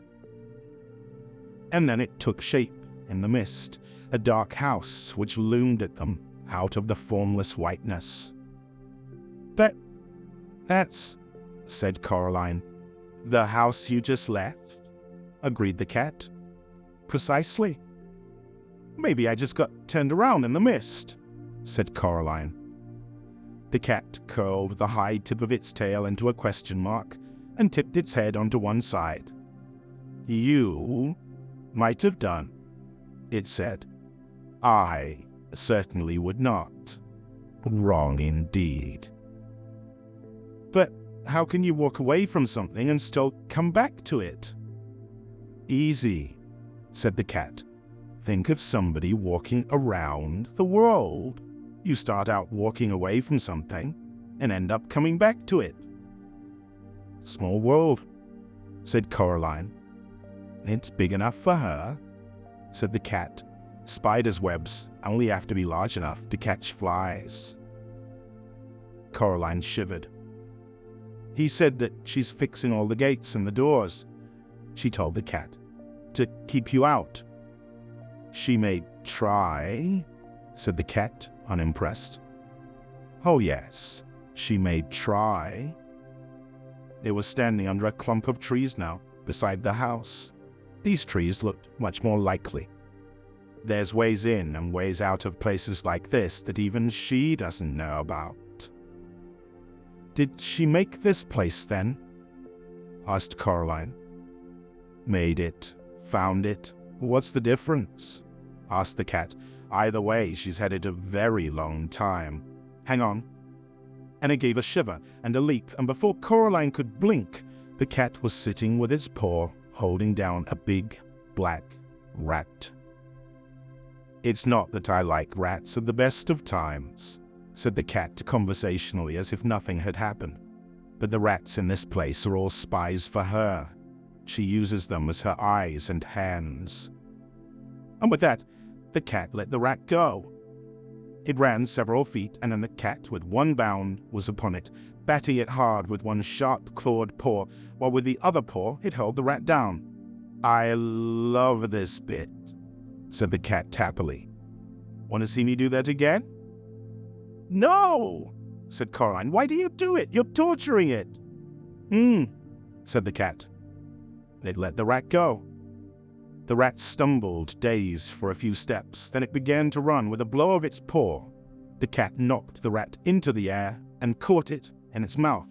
"Stop it," said Coraline. The cat dropped the rat between its two front paws. "There are those," it said with a sigh, in tones as smooth as oiled silk, "who have suggested that the tendency of a cat to play with its prey is a merciful one. After all, it permits the occasional funny little running snack to escape from time to time. How often does your dinner get to escape?" And then it picked the rat up in its mouth and carried it off into the woods behind a tree. Coraline walked back into the house. All was quiet and empty and deserted. Even her footsteps on the carpeted floor seemed loud. Dust motes hung in a beam of sunlight. At the far end of the hall was the mirror. She could see herself walking toward the mirror, looking reflected, a little braver than she actually felt. There was nothing else there in the mirror, just her in the corridor. A hand touched her shoulder, and she looked up. The other mother stared down at Coraline with big black button eyes. "Coraline, my darling," she said, "I thought we could play some games together this morning. Now you're back from your walk. Hopscotch? Happy families? Monopoly?" You weren't in the mirror," said Coraline. The other mother smiled. "Mirrors," she said, "are never to be trusted. Now, what game shall we play?" Coraline shook her head. "I don't want to play with you," she said. "I want to go home and be with my real parents. I want you to let them go, to let us all go." The other mother shook her head very slowly. "Sharper than a serpent's tooth," she said, "is a daughter's ingratitude. Still, the proudest spirit can be broken with love." And her long white fingers waggled and caressed the air. "I have no plans to love you," said Coraline. "No matter what. You can't make me love you." "Let's talk about it," said the other mother, and she turned and walked into the lounge. Coraline followed her. The other mother sat down on the big sofa. She picked up a shopping bag from beside the sofa and took out a white, rustling paper bag from inside it. She extended the hand with it in to Coraline. "Would you like one?" she asked politely. Expecting it to be a toffee or a butterscotch ball, Coraline looked down. The bag was half filled with large, shiny black beetles, crawling over each other in their efforts to get out of the bag. "No," said Coraline. "I don't want one." "Suit yourself," said her other mother. She carefully picked out a particularly large and black beetle, pulled off its legs, which she dropped neatly into a big glass ashtray on the small table beside the sofa, and popped the beetle into her mouth. She crunched it happily. "Yum," she said, and took another. "You're sick," said Coraline, "sick and evil and weird." "Is there any way to talk to your mother?" her other mother asked, with her mouth full of black beetles. "You aren't my mother," said Coraline. Her other mother ignored this. "Now, I think you're a little overexcited, Coraline. Perhaps this afternoon we could do a little embroidery together or some watercolor painting, then dinner, and then, if you've been good, you may play with the rats a little before bed, and I shall read you a story and tuck you in and kiss you good night." Her long white fingers fluttered gently, like a tired butterfly, and Coraline shivered. "No," said Coraline. "Oh," said Coraline. She closed her eyes, which made the darkness darker, and she rested her head on the rolled-up sweater, and she went to sleep. And as she fell asleep, she thought she felt a ghost kiss her cheek tenderly, and a small voice whisper into her ear, in a voice so faint it was barely there at all, a gentle wispy nothing of a voice so hushed that Coraline could almost believe she was imagining it. "Look through the stone," it said to her. And then she slept. Chapter 8. The other mother looked healthier than before. There was a little blush to her cheeks, and her hair was wriggling like lazy snakes on a warm day. Her black button eyes seemed as if they'd been freshly polished. She'd pushed through the mirror as if she were walking through nothing more solid than water, and had stared down at Coraline. Then she'd opened the door with the little silver key. She picked Coraline up just as Coraline's real mother had when Coraline was much younger, cradling the half-sleeping child as if she were a baby. The other mother carried Coraline into the kitchen and put her down, very gently, upon the countertop. Coraline struggled to wake herself up, conscious only for the moment of having been cuddled and loved and wanting more of it, then realizing where she was and who she was with. "There, my sweet Coraline," said her other mother. "I came and fetched you out of the cupboard. You needed to be taught a lesson that we temper our justice with mercy here. We love the sinner and we hate the sin. Now, if you will be a good child who loves her mother, be compliant and fair-spoken, you and I shall understand each other perfectly, and we shall love each other perfectly as well." Coraline scratched the sleep grit from her eyes. "There were other children in there," she said, "old ones, from a long time ago." "Were there?" said the other mother. She was bustling between the pans and the fridge, bringing out eggs and cheeses, butter, and a slab of sliced pink bacon. "Yes," said Coraline. "There were. I think you're planning to turn me into one of them. A dead shell." Her other mother smiled gently. With one hand she cracked the eggs into a bowl, with the other she whisked them and whirled them. Then she dropped a pat of butter into a frying pan where it hissed and fizzled and spun as she sliced thin slices of cheese. She poured the melted butter and the cheese into the egg mixture and whisked it some more. "Now, I think you're being silly, dear," said the other mother. "I love you. I will always love you. Nobody sensible believes in ghosts anyway. That's because they're all such liars. Smell the lovely breakfast I'm making for you." She poured the yellow mixture into the pan. "Cheese omelette, your favorite." Coraline's mouth watered. "You like games," she said. "That's what I've been told." The other mother's black eyes flashed. "Everybody likes games," was all she said. "Yes," said Coraline. The bacon was sizzling and spitting under the grill. It smelled wonderful. "Wouldn't you be happier if you won me, fair and square?" asked Coraline. "Possibly," said the other mother. She had a show of unconcernedness, but her fingers twitched and drummed, and she licked her lips with her scarlet tongue. "What exactly are you offering?" "Me," said Coraline, and she gripped her knees under the table to stop them from shaking. If I lose, I'll stay here with you forever, and I'll let you love me. I'll be a most dutiful daughter. I'll eat your food and play happy families, and I'll let you sew your buttons into my eyes." Her other mother stared at her, black buttons unblinking. "That sounds very fine," she said. "And if you do not lose?" "Then you let me go. You let everyone go, my real father and mother, the dead children, everyone you've trapped here." The other mother took the bacon from under the grill and put it on a plate. Then she slipped the cheese omelette from the pan onto the plate, flipping it as she did so, letting it fold itself into a perfect omelette shape. She placed the breakfast plate in front of Coraline, along with a glass of freshly squeezed orange juice and a mug of frothy hot chocolate.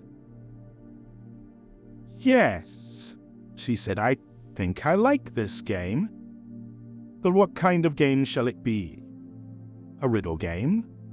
A test of knowledge? Or of skill?" "An exploring game," suggested Coraline. "A finding things game." "And what is it you think you should be finding in this hide-and-go-seek game, Coraline Jones?" Coraline hesitated, then, "My parents," said Coraline, "and the souls of the children behind the mirror."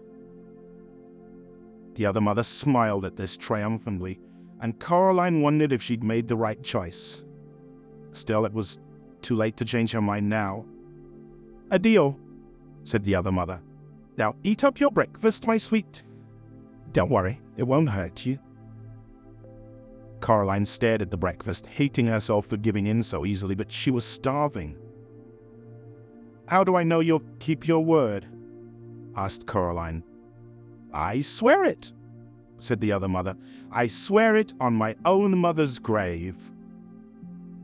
"Does she have a grave?" asked Coraline. "Oh yes," said the other mother.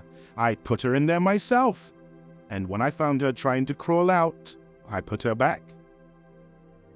"Swear on something else, so I can trust you to keep your word." "My right hand," said the other mother, holding it up. She waggled the long fingers slowly, displaying the claw-like nails. "I swear on that."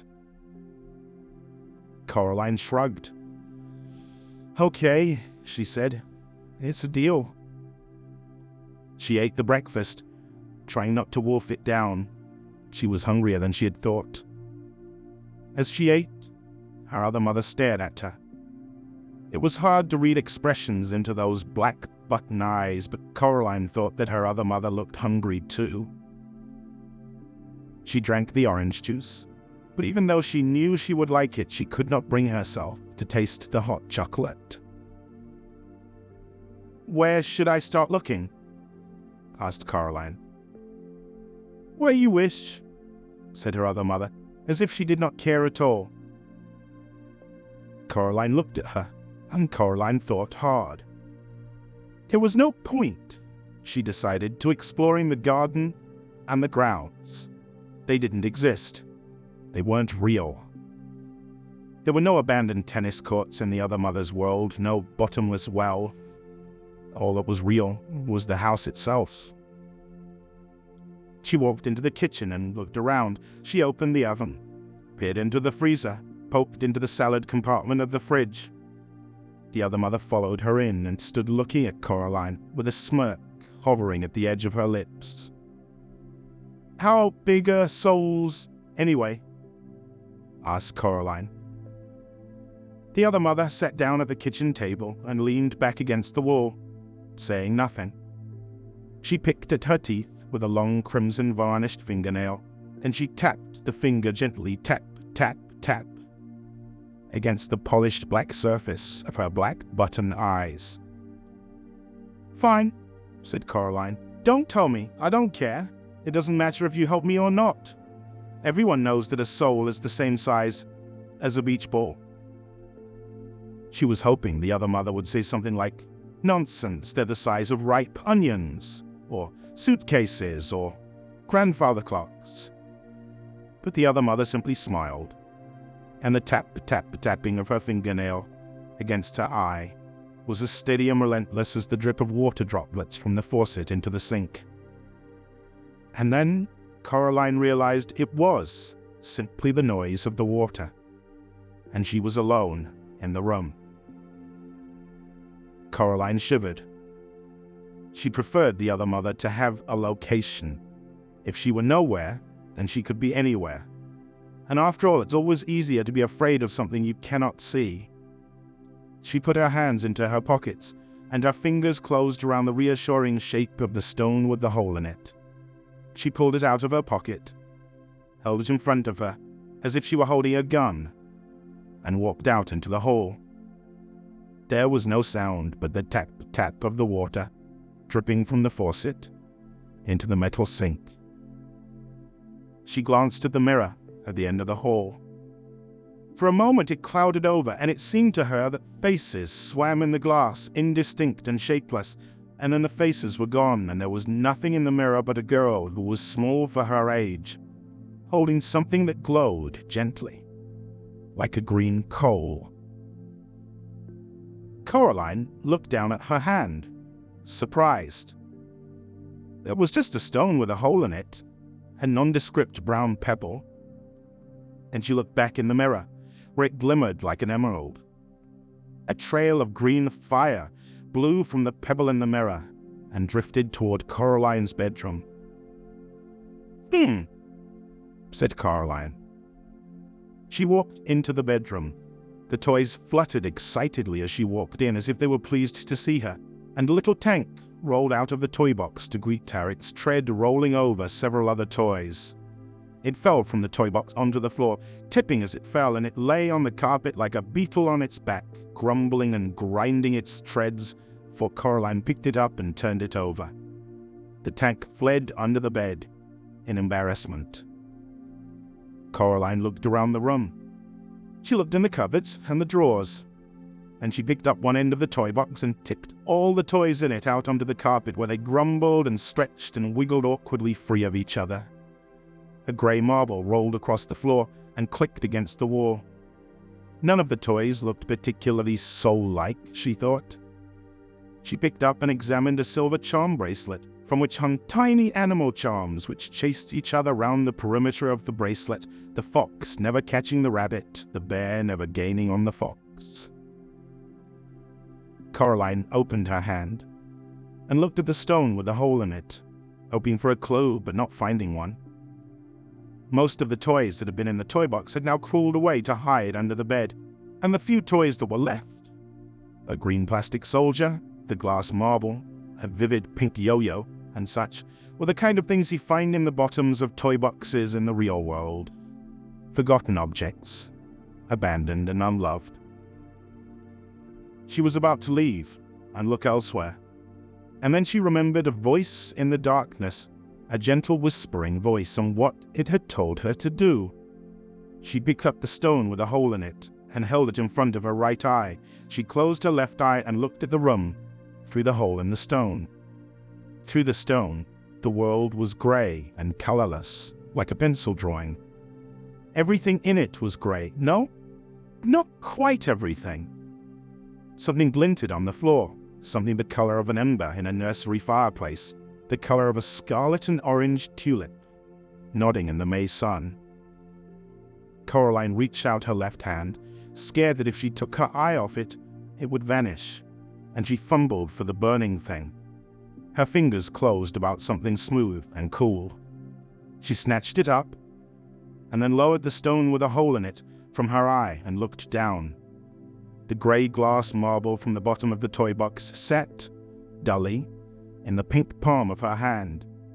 She raised the stone to her eye once more and looked through it at the marble. Once again the marble burned and flickered with a red fire. A voice whispered in her mind, "Indeed, lady, it comes to me that I certainly was a boy. No, I do think on it. Oh, but you must hurry. There are 2 of us still to find, and the beldam is already angry with you for uncovering me." If I'm going to do this, thought Coraline, I'm not going to do it in her clothes. She changed back into her pajamas, her dressing gown and her slippers, leaving the grey sweater and the black jeans neatly folded up on the bed, the orange boots on the floor by the toy box. She put the marble into her dressing gown pocket and walked out into the hall. Something stung her face and hands, like sand blowing on a beach on a windy day. She covered her eyes and pushed forward. The sand stings got worse, and it got harder and harder to walk, as if she were pushing into the wind on a particularly blustery day. It was a vicious wind and a cold one. She took a step backwards, the way she'd come. "Oh, keep going," whispered a ghost voice in her ear, "for the beldam is angry." She stepped forward in the hallway, into another gust of wind which stung her cheeks and face with invisible sand, sharp as needles, sharp as glass. "Play fair!" shouted Coraline into the wind. There was no reply, but the wind whipped about her one more time, petulantly, and then it dropped away and was gone. As she passed the kitchen, Coraline could hear, in the sudden silence, the drip-drip of the water from the leaking faucet, or perhaps the other mother's long fingernails tapping impatiently against the table. Coraline resisted the urge to look. In a couple of strides, she reached the front door, and she walked outside. Coraline went outside, down the steps and around the house until she reached Miss Spink and Miss Forcible's flat. The lamps around the door were flickering on and off almost randomly now, spelling out no words that Coraline could understand. The door was closed. She was afraid it was locked, and she pushed on it with all her strength. First it stuck, then suddenly it gave, and with a jerk, Coraline stumbled into the dark room beyond. Coraline closed one hand around the stone with the hole in it and walked forward into blackness. She expected to find a curtained anteroom, but there was nothing there. The room was dark. The theater was empty. She moved ahead cautiously. Something rustled above her. She looked up into a deeper darkness, and as she did so, her feet knocked against something. She reached down, picked up a flashlight, and clicked it on, sweeping the beam around the room. The theater was derelict and abandoned. Chairs were broken on the floor, and old, dusty spider webs draped the walls and hung from the rotten wood and the decomposing velvet hangings. Something rustled once again. Coraline directed her light beam upwards towards the ceiling.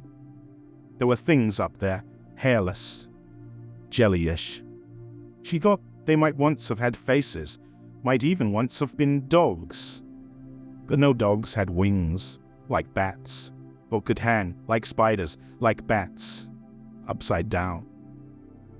The light startled the creatures, and one of them took to the air, its wings whirring heavily through the dust. Coraline ducked as it swooped close to her. It came to rest on a far wall, and it began to clamber upside down back to the nest of the dog bats upon the ceiling. Coraline raised the stone to her eye, and she scanned the room through it, looking for something that glowed or glinted, a telltale sign that somewhere in this room was another hidden soul.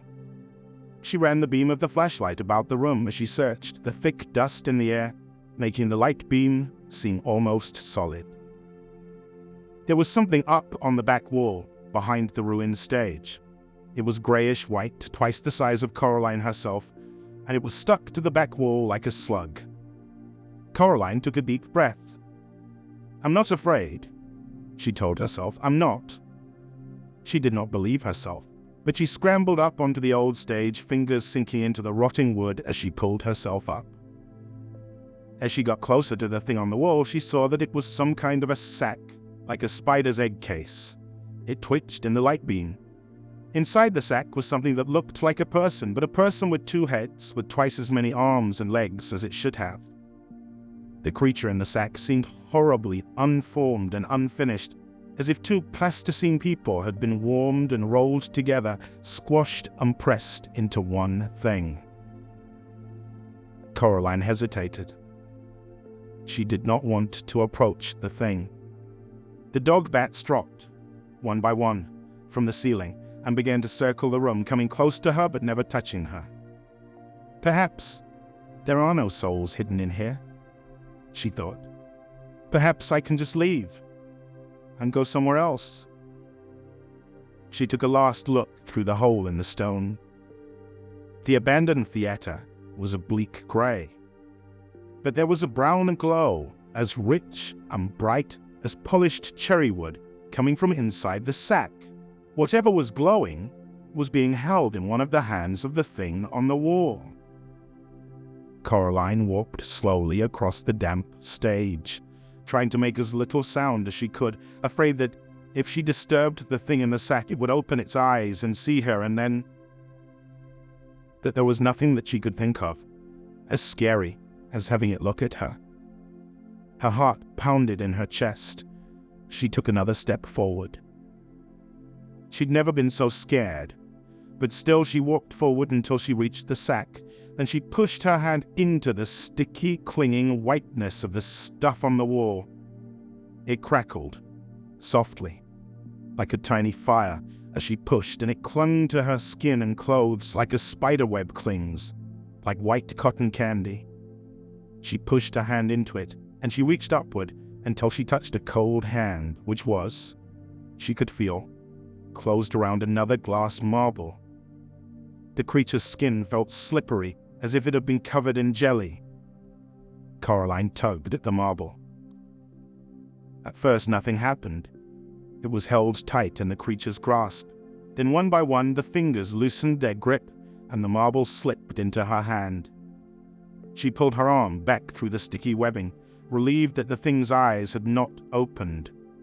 She shone the light on its faces. They resembled, she decided, the younger versions of Miss Spink and Miss Forcible, but twisted and squeezed together like two lumps of wax that had melted and melded together into one ghastly thing. Without warning, one of the creature's hands made a grab for Coraline's arm. Its fingernails scraped her skin, but it was too slippery to grip, and Coraline pulled away successfully. And then the eyes opened, 4 black buttons glinting and staring down at her, and 2 voices that sounded like no voice that Coraline had ever heard began to speak to her. One of them wailed and whispered, the other buzzed like a fat and angry blue bottle at a window pane, but the voices said, as one person, "Thief! Give it back! Stop! Thief!" The air became alive with dog bats. Coraline began to back away. She realized then that, terrifying though the thing on the wall that had once been the other Mrs. Spink and Forcible was, it was attached to the wall by its web, encased in its cocoon. It could not follow her. The dog bats flapped and fluttered about her, but they did nothing to hurt Coraline. She climbed down from the stage, shone the flashlight about the old theater, looking for the way out. "Flee, miss," wailed a girl's voice in her head. "Flee, now! You have 2 of us. Flee this place while your blood still flows." Coraline dropped the marble into her pocket, beside the other. She spotted the door, ran to it, and pulled on it, until it opened. Chapter 9. Outside, the world had become a formless, swirling mist, with no shapes or shadows behind it, while the house itself seemed to have twisted and stretched. It seemed to Coraline that it was crouching and staring down at her, as if it were not really a house, but only the idea of a house. And the person who had had the idea, she was certain, was not a good person. There was sticky web stuff clinging to her arm, and she wiped it off as best she could. The grey windows of the house slanted at strange angles. The other mother was waiting for her, standing on the grass with her arms folded. Her black button eyes were expressionless, but her lips were pressed tightly together in a cold fury. When she saw Coraline, she reached out one long white hand and she crooked a finger. Coraline walked toward her. The other mother said nothing. "I got 2, said Coraline. "One soul still to go." The expression on the other mother's face did not change. She might not have heard what Coraline said. "Well, I just thought you'd want to know," said Coraline. "Thank you, Coraline," said the other mother coldly, and her voice did not just come from her mouth. It came from the mist, and the fog, and the house, and the sky. She said, "You know that I love you." And despite herself, Coraline nodded. It was true. The other mother loved her. But she loved Coraline as a miser loves money, or a dragon loves its gold. In the other mother's button eyes, Coraline knew that she was a possession, nothing more, a tolerated pet whose behavior was no longer amusing. "I don't want your love," said Coraline. "I don't want anything from you." "Not even a helping hand?" asked the other mother. "You have been doing so well after all. I thought you might want a little hint to help you with the rest of your treasure hunt." "I'm doing fine on my own," said Coraline. "Yes," said the other mother, "but if you wanted to get into the flat in the front, the empty one, to look around, you would find the door locked. And then where would you be?" "Oh." Coraline pondered this for a moment, then she said, "Is there a key?" The other mother stood there in the paper-grey fog of the flattening world.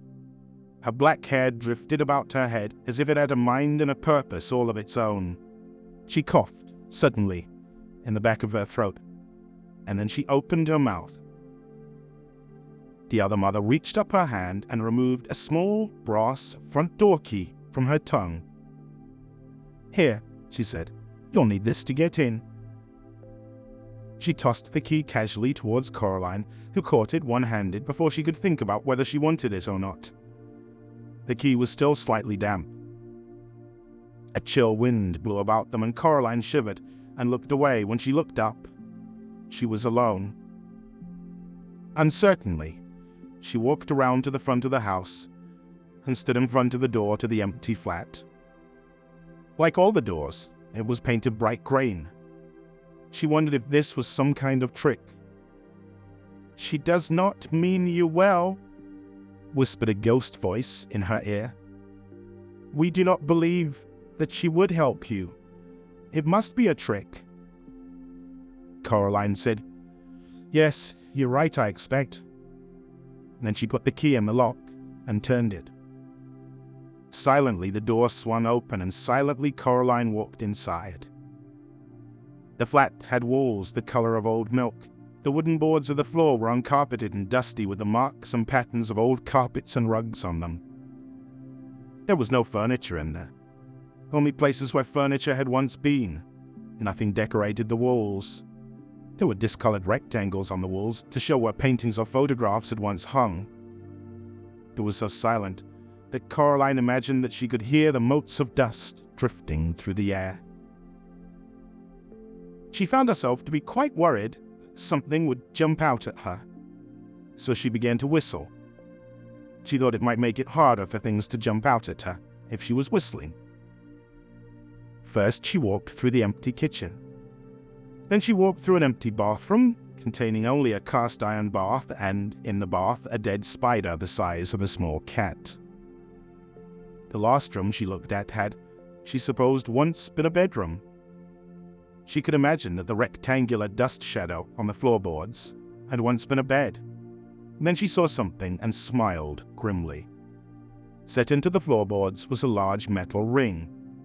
Coraline knelt and took the cold ring in her hands, and she tugged upward as hard as she could. Terribly slowly, stiffly, heavily, a hinged square of floor lifted. It was a trapdoor. It lifted, and through the opening, Coraline could see only darkness. She reached down, and her hand found a cold switch. She flicked it without much hope that it would work, but somewhere below her a bulb lit, and a thin yellow light came up from the hole in the floor. She could see steps heading down, but nothing else. Coraline put her hand into her pocket and took out the stone with the hole in it. She looked through it at the cellar, but saw nothing. She put the stone back in her pocket. Up through the hole came the smell of damp clay, and something else, an acrid tang like sour vinegar. Coraline let herself down into the hole, looking nervously at the trap door. It was so heavy that if it fell, she was sure she'd be trapped down in the darkness forever. She put up her hand and touched it, but it stayed in position. And when she turned towards the darkness below, and she walked down the steps, set into the wall at the bottom of the steps was another light switch, metal and rusting, and she pushed it until it clicked down and a naked bulb hanging from a wire from the low ceiling came on. It did not give up enough light, even for Coraline to make out the things that had been painted onto the flaking cellar walls. The paintings seemed crude. There were eyes, she could see that, and things that might have been grapes, and other things below them. Coraline could not be sure that they were paintings of people. There was a pile of rubbish in one corner of the room, cardboard boxes filled with mildewed papers and decaying curtains in a heap beside them. Coraline's shoes crunched across the cement floor. The bad smell was worse now. She was ready to turn and leave when she saw the foot sticking out from beneath the pile of curtains. She took a deep breath. The smells of sour wine and moldy bread filled her head, and she pulled away the damp cloth to reveal something more or less the size and shape of a person. In that dim light, it took her several seconds to recognize it for what it was. The thing was pale and swollen like a grub, with thin, stick-like arms and feet. It had almost no features on its face, which had puffed and swollen like risen bread. The thing had 2 large black buttons where its eyes should have been. Coraline made a noise, a sound of revulsion and horror. And as if it had heard her and awakened, the thing began to sit up. Coraline stood there, frozen. The thing turned its head until both its black button eyes were pointed straight at her. A mouth opened in the mouthless face, strands of pale stuff sticking to the lips, and a voice that no longer even faintly resembled her father's whispered, "Coraline." "Well," said Coraline to the thing that had once been her other father, "at least you didn't jump out at me." The creature's twig-like hands moved to its face and pushed the pale clay about, making something like a nose. It said nothing. "I'm looking for my parents," said Coraline, "or a stolen soul from one of the other children. Are they down here?" "There is nothing down here," said the pale thing indistinctly. "Nothing but dust and damp and forgetting." The thing was white and huge and swollen. Monstrous, thought Coraline, but also miserable. She raised the stone with a hole in it to her eye and looked through it. Nothing. The pale thing was telling her the truth. "Poor thing," she said. "I bet she made you come down here as a punishment for telling me too much." The thing hesitated. Then it nodded. Coraline wondered how she could ever have imagined that this grub-like thing resembled her father. "I'm so sorry," she said.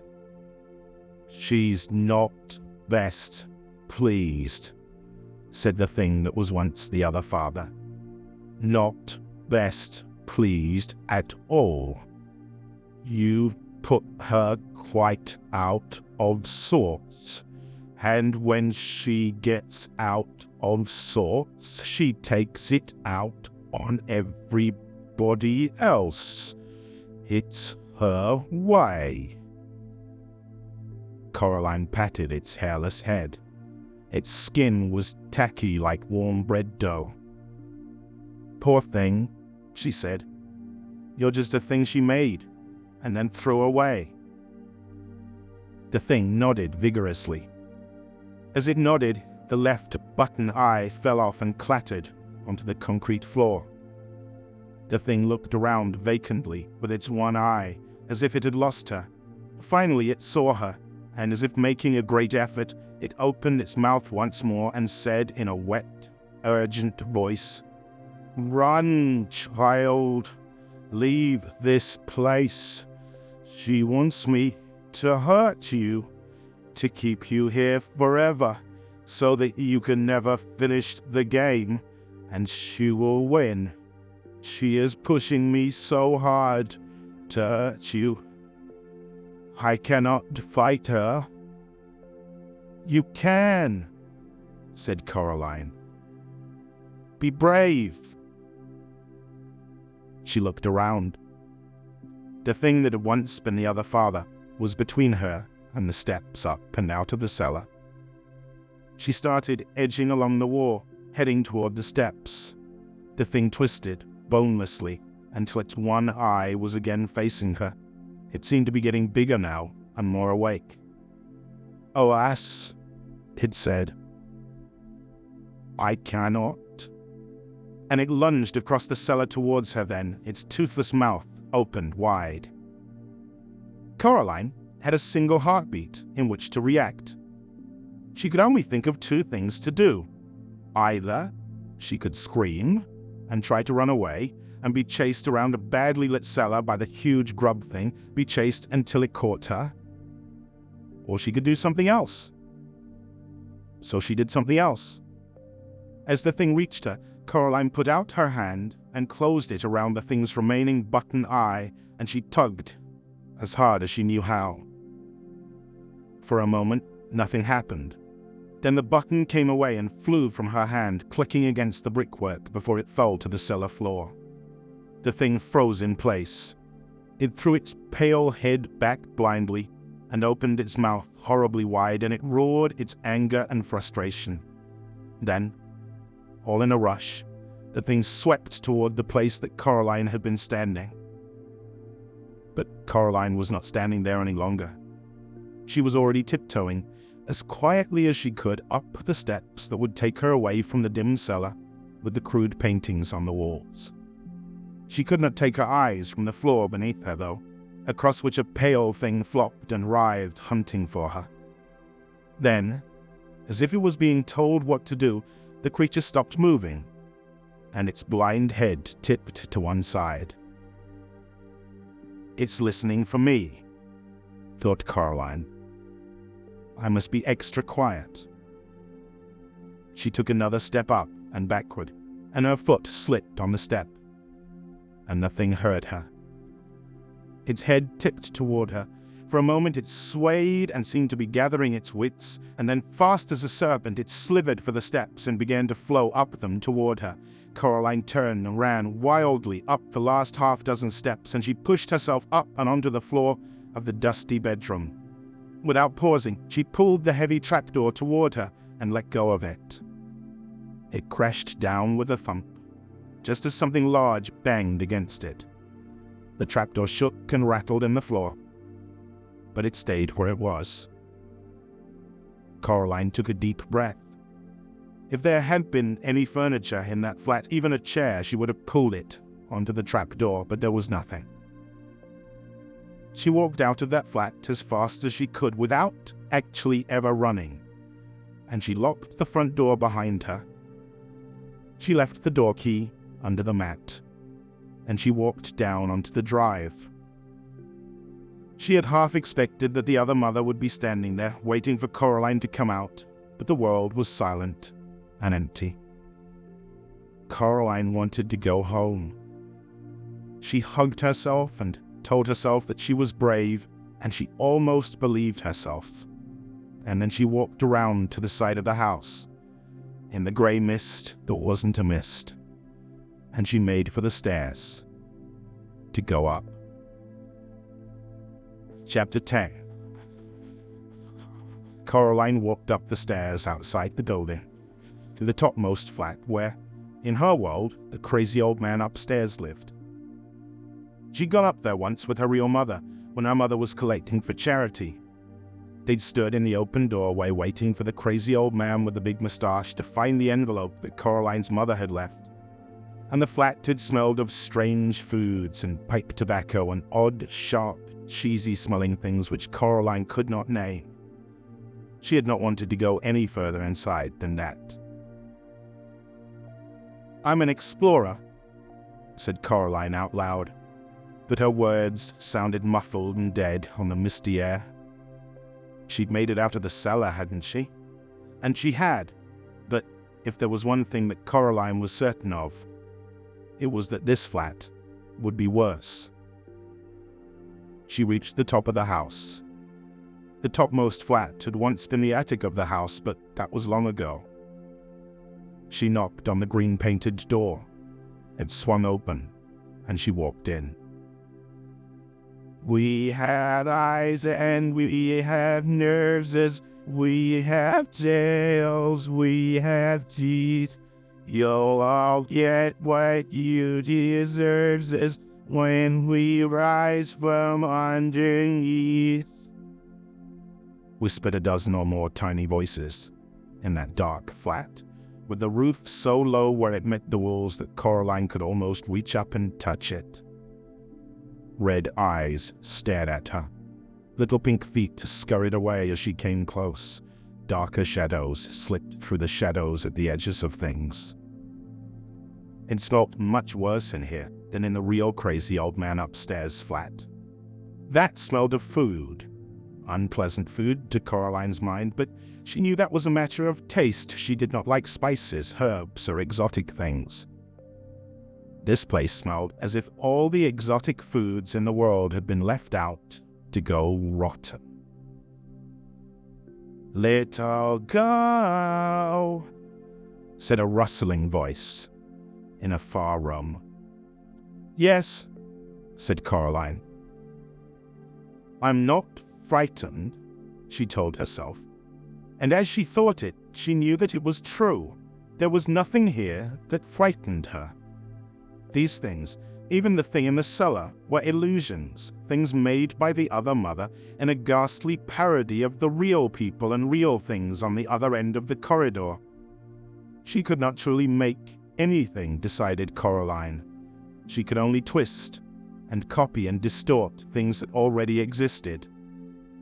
And then Coraline found herself wondering why the other mother would have placed a snow globe on the drawing room mantelpiece, for the mantelpiece in Coraline's world was quite bare.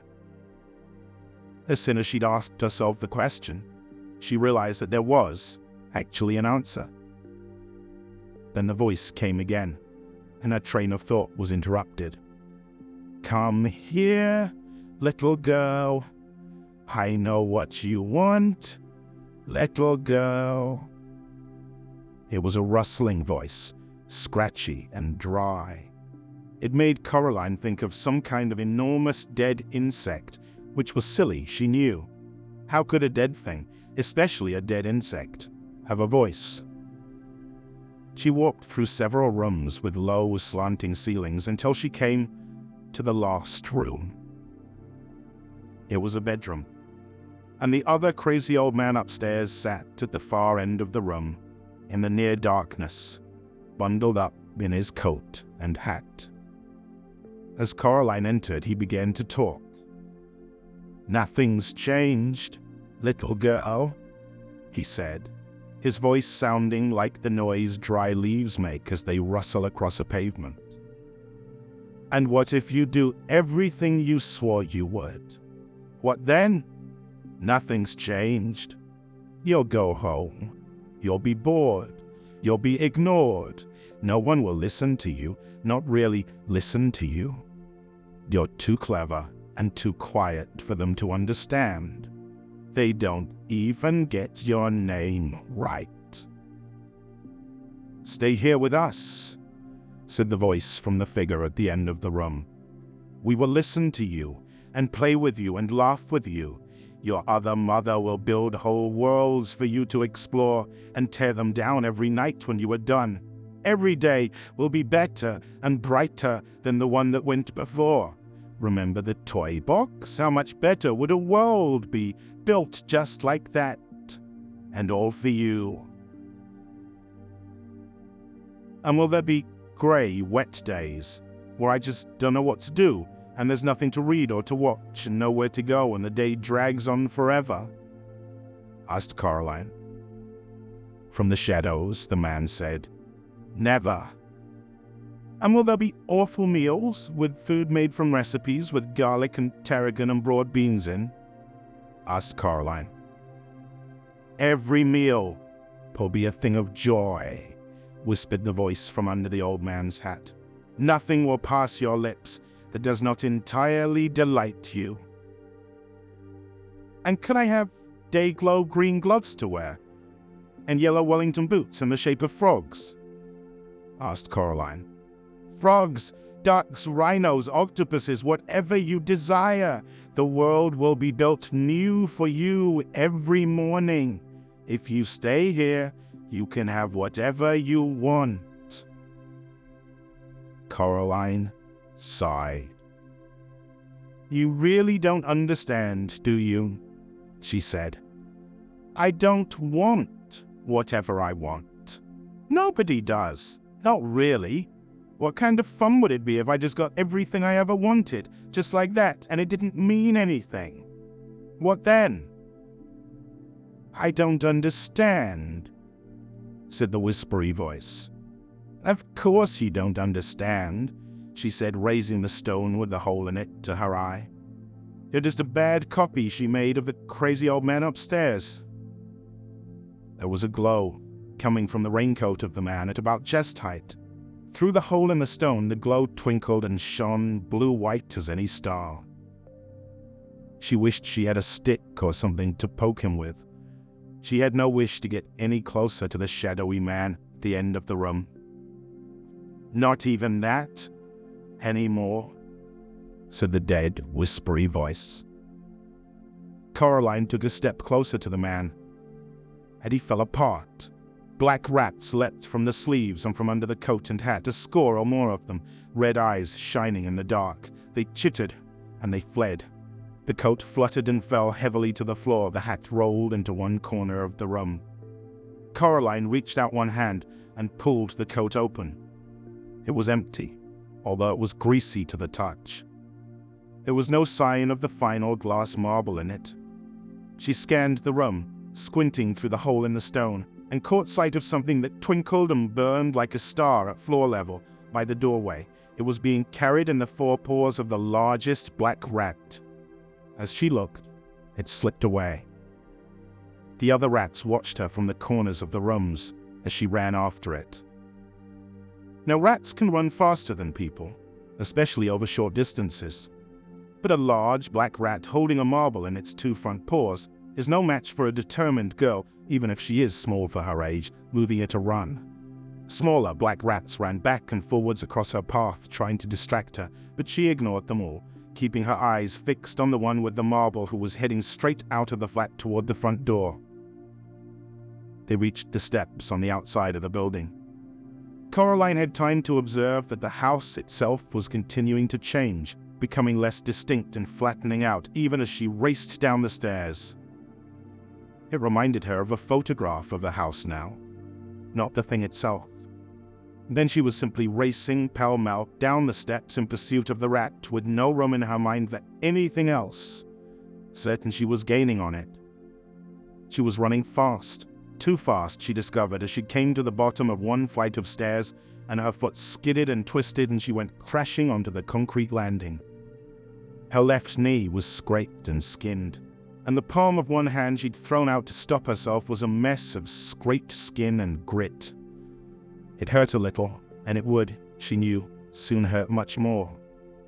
She picked the grit out of her palm and climbed to her feet, and as fast as she could, knowing that she'd lost, and it was already too late, she went down the final landing to the ground level. She looked around for the rat, but it was gone, and the marble with it. Her hand stung where the skin had been scraped, and there was blood trickling down her ripped pajama leg from her knee. It was as bad as the summer that her mother had taken the training wheels off Coraline's bicycle. But then, back then, in with all the cuts and scrapes, her knees had had scabs on top of scabs. She had had a feeling of achievement. She was learning something, doing something she'd not known how to do. Now she felt nothing but cold loss. She'd failed the ghost children. She'd failed her parents. She'd failed herself. Failed everything. She closed her eyes and wished that the earth would swallow her up. There was a cough. She opened her eyes and saw the rat. It was lying on the brick path at the bottom of the stairs with a surprised look on its face, which was now several inches away from the rest of it. Its whiskers were stiff, its eyes were wide open, its teeth visible and yellow and sharp. A collar of wet blood glistened at its neck. Beside the decapitated rat, a smug expression on its face, was the black cat. It rested one paw on the grey glass marble. "I think I once mentioned," said the cat, "that I don't like rats at the best of times. It looked like you needed this one, however. I hope you don't mind my getting involved." "I think," said Coraline, trying to catch her breath, "I think you may have said something of the sort." The cat lifted its paw from the marble, which rolled toward Coraline. She picked it up. In her mind, a final voice whispered to her urgently, "She has lied to you. She will never give you up. Now she has you. She will no more give any of us up than she can change her nature." The hairs on the back of Coraline's neck prickled, and Coraline knew that the girl's voice told the truth. She put the marble in her dressing gown pocket with the others. She had all 3 marbles now. All she needed to do was to find her parents. And Coraline realized with surprise that it was easy. She knew exactly where her parents were. If she'd stopped to think, she might have known where they were all along. The other mother could not create. She could only transform and twist and change. The mantelpiece in the drawing room back home was quite empty. But knowing that, she knew something else as well. The other mother, she plans to break her promise. She won't let us go, said Coraline. I wouldn't put it past her, admitted the cat. Like I said, there's no guarantee she'll play fair. And then he raised his head. Hello?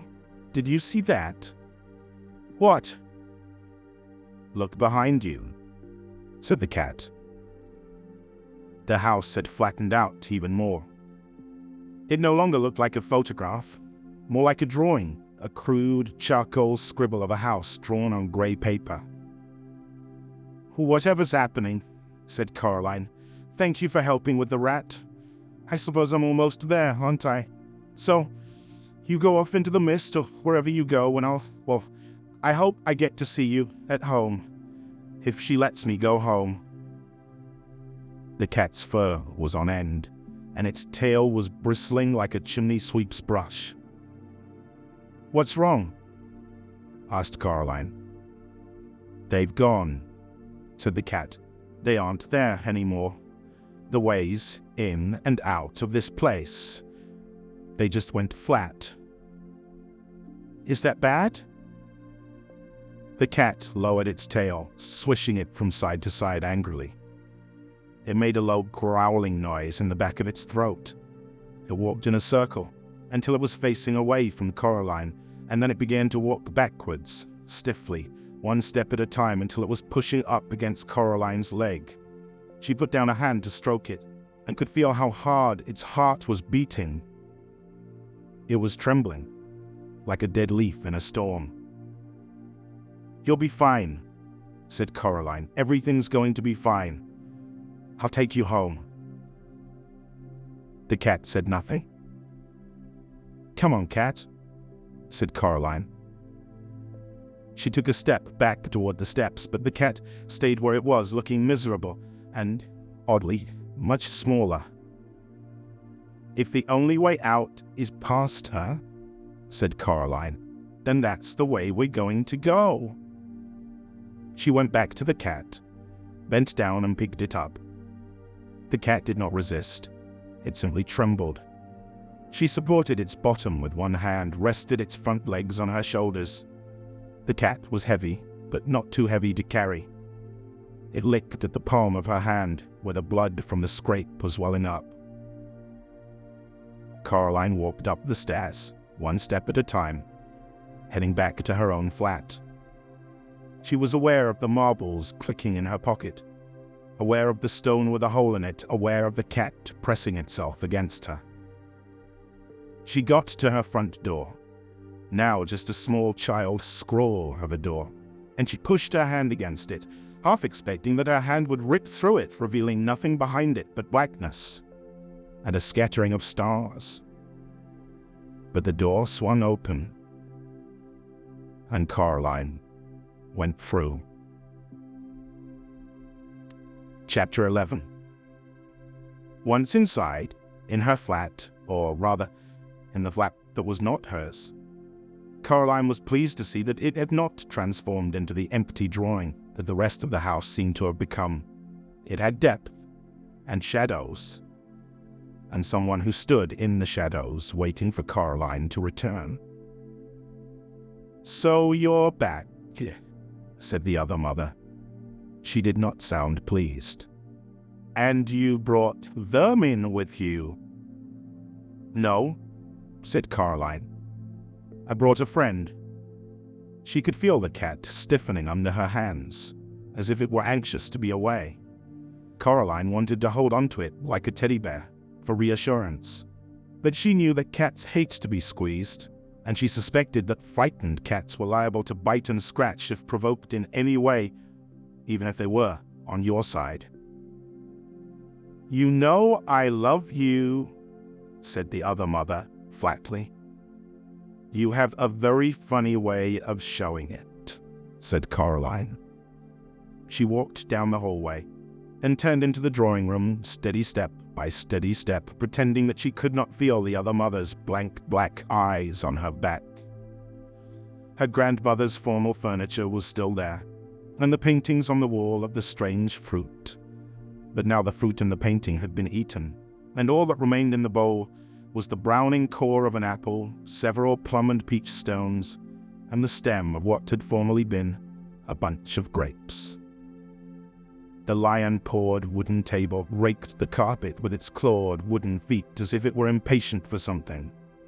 At the end of the room, in the corner, stood the wooden door which had once, in another place, opened onto a plain brick wall.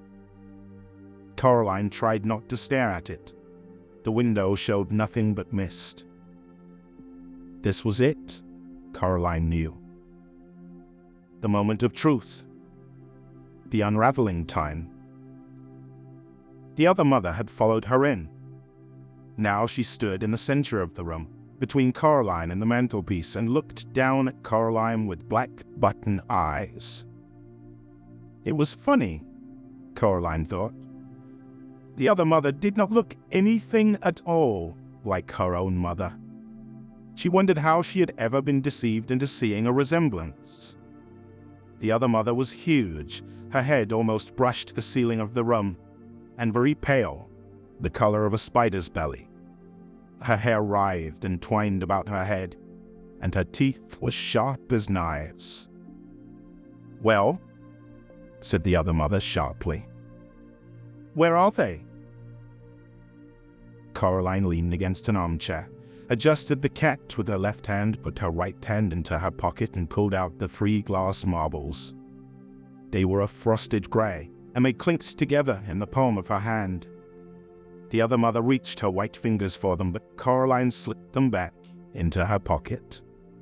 She knew it was true, then. The other mother had no intention of letting her go or of keeping her word. It had been an entertainment, and nothing more. "Hold on," she said. "We aren't finished yet, are we?" The other mother looked daggers, but she smiled sweetly. "No," she said, "I suppose not. After all, you still need to find your parents, don't you?" "Yes," said Coraline. I must not look at the mantelpiece, she thought. I must not even think about it." "Well," said the other mother, "produce them. Would you like to look in the cellar again? I have some other interesting things hidden down there, you know." "No," said Coraline. "I know where my parents are." The cat was heavy in her arms. She moved it forward, unhooking its claws from her shoulders as she did so. "Where?" "It stands to reason," said Coraline. "I've looked everywhere you'd hide them. They aren't in the house." The other mother stood very still, giving nothing away, lips tightly closed. She might have been a wax statue. Even her hair had stopped moving. "So," Coraline continued, both hands wrapped firmly around the black cat, "I know where they have to be. You've hidden them in the passageway between the houses, haven't you? They're behind that door." She nodded her head toward the door in the corner. The other mother remained statue still, but a hint of a smile crept back onto her face. "Oh, they are they?" "Why don't you open it?" said Coraline. "They'll be there, all right." It was her only way home, she knew, but it all depended on the other mother needing to gloat, needing not only to win, but to show that she had won. The other mother reached her hand slowly into her apron pocket and produced the black iron key. The cat stirred uncomfortably in Coraline's arms, as if it wanted to get down. "Just stay there for a few moments longer," she thought at it, wondering if it could hear her. "I'll get us both home. I said I would. I promise." She felt the cat relax ever so slightly in her arms. The other mother walked over to the door and pushed the key into the lock. She turned the key. Coraline heard the mechanism clunk, heavily. She was already starting as quietly as she could, step by step, to back away toward the mantelpiece. The other mother pushed down on the door handle and pulled open the door, revealing a corridor behind it, dark and empty. "There," she said, waving her hands at the corridor. The expression of delight on her face was a very bad thing to see. "You're wrong. You don't know where your parents are, do you? They aren't there." She turned and looked at Coraline. "Now," she said, "you're going to stay here forever." "No," said Coraline, "I'm not." And hard as she could, she threw the black cat toward the other mother. It yowled and landed on the other mother's head, claws flailing, teeth bared, fierce and angry. Fur on end, it looked half again as big as it was in real life. Without waiting to see what would happen, Coraline reached up to the mantelpiece and closed her hand around the snow globe, pushing it deep into the pocket of her dressing gown. The cat made a deep, ululating yowl and sank its teeth into the other mother's cheek. She was flailing at it. Blood ran from the cuts on her white face, not red blood, but a deep, tarry black stuff.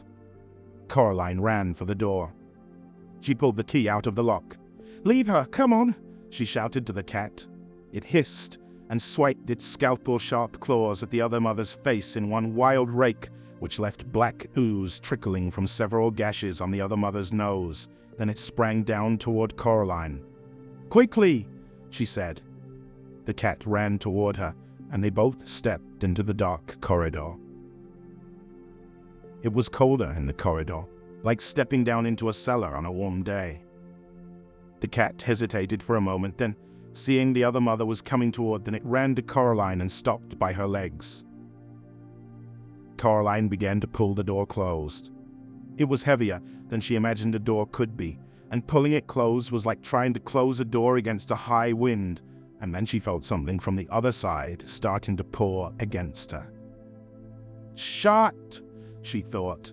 Then she said out loud, "Come on, please!" And she felt the door begin to move, to pull closed, to give against the phantom wind. Suddenly, she was aware of other people in the corridor with her. She could not turn her head to look at them, but she knew them without having to look. "Help me, please," she said, "all of you."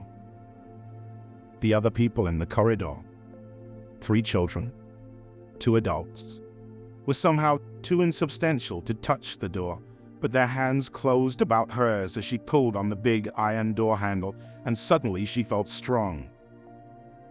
"Never let up, miss. Hold strong, whispered a voice in her mind. "Pull, girl, pull," whispered another. And then a voice that sounded like her mother's, her own mother, her real, wonderful, maddening, infuriating, glorious mother, just said, "Well done, Coraline." And that was enough. The door started to slip closed, easily as anything. "No!" screamed a voice from beyond the door, and it no longer sounded even faintly human. Something snatched at Coraline, reaching through the closing gap between the door and the doorpost. Coraline jerked her head out of the way, but the door began to open once more. "We're going to go home," said Coraline. "We are. Help me." She ducked the snatching fingers. They moved through her then. Ghost hands lent her strength that she no longer possessed. There was a final moment of resistance, as if something were caught in the door, and then with a crash the wooden door banged closed. Something dropped from Coraline's head height to the floor. It landed with a sort of a scuttling thump. "Come on," said the cat. "This is not a good place to be in. Quickly." Coraline turned her back on the door and began to run as fast as was practical through the dark corridor, running her hand along the wall to make sure she didn't bump into anything or get turned around in the darkness. It was an uphill run, and it seemed to her that it went on for a longer distance than anything could possibly go. The wall she was touching felt warm and yielding now, and she realized it felt as if it were covered in a fine, downy fur. It moved, as if it were taking a breath. She snatched her hand away from it. Winds howled in the dark. She was scared she would bump into something, and she put out her hand for the wall once more. This time what she touched felt hot and wet, as if she'd put her hand in somebody's mouth, and she pulled it back with a small wail. Her eyes had adjusted to the dark. She could half see as faintly glowing patches ahead of her. 2 adults, 3 children. She could hear the cat, too, padding in the dark in front of her. And there was something else, which suddenly scuttled between her feet, nearly sending Coraline flying. She caught herself before she went down, using her own momentum to keep moving. She knew that if she fell in that corridor, she might never get up again.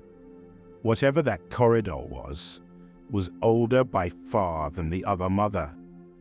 It was deep and slow, and it knew that she was there. Then daylight appeared, and she ran toward it, puffing and wheezing. "Almost there," she called encouragingly. But in the light she discovered that the wraiths had gone, and she was alone. She did not have time to wonder what had happened to them. Panting for breath, she staggered through the door and slammed it behind her with the loudest, most satisfying bang you can imagine. Coraline locked the door with the key and put the key back into her pocket. The black cat was huddled in the farthest corner of the room, the pink tip of its tongue showing, its eyes wide. Coraline went over to it and crouched down beside it. "I'm sorry," she said. "I'm sorry I threw you at her, but it was the only way to distract her enough to get us all out. She would never have kept her word, would she?" The cat looked up at her. Then it rested its head on her hand, licking her fingers with its sandpapery tongue. It began to purr. "Then we're friends?" said Coraline. She sat down on one of her grandmother's uncomfortable armchairs. And the cat sprang up into her lap and made itself comfortable. The light that came through the picture window was daylight, real golden late afternoon daylight, not a white mist light. The sky was a robin's egg blue, and Coraline could see trees, and beyond the trees green hills which faded on the horizon into purples and grays. The sky had never seemed so sky. The world had never seemed so world. Coraline stared at the leaves on the trees, and at the patterns of light and shadow on the cracked bark of the trunk of the beech tree outside the window. Then she looked down at her lap, at the way that the rich sunlight brushed every hair on the cat's head, turning each white whisker to gold. Nothing, she thought, had ever been so interesting. And caught up in the interestingness of the world, Coraline barely noticed that she'd wriggled down and curled, cat-like, in her grandmother's uncomfortable armchair. Nor did she notice when she fell into a deep and dreamless sleep. Chapter 12. Her mother shook her gently awake. "Coraline," she said, "darling, what a funny place to fall asleep. And really this room is only for best. We looked all over the house for you." Coraline stretched and blinked. "I'm sorry," she said. "I fell asleep." "I can see that," said her mother. "And wherever did the cat come from? He was waiting by the front door when I came in, shot out like a bullet as I opened it." "Probably had things to do," said Coraline, and she hugged her mother so tightly that her arms began to ache. Her mother hugged Coraline back. "Dinner in 15 minutes, said her mother. "Don't forget to wash your hands. And just look at those pajama bottoms. What did you do to your poor knee?" "I tripped," said Coraline. She went into the bathroom and she washed her hands and cleaned her bloody knee. She put ointment on her cuts and scrapes. She went into her bedroom, her real bedroom, her true bedroom. She pushed her hands into the pockets of her dressing gown and she pulled out 3 marbles, a stone with a hole in it, the black key, and an empty snow globe. She shook the snow globe and watched the glittery snow swirl through the water to fill the empty world. She put it down and watched the snow fall, covering the place where the little couple had once stood. Coraline took a piece of string from her toy box, and she strung the black key on the string.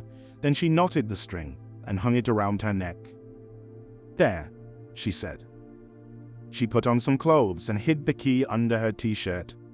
It was cold against her skin. The stone went into her pocket. Coraline walked down the hallway to her father's study. He had his back to her, but she knew just on seeing him that his eyes, when he turned around, would be her father's kind grey eyes, and she crept over and kissed him on the back of his balding head. "Hello, Coraline," he said. Then he looked around and smiled at her.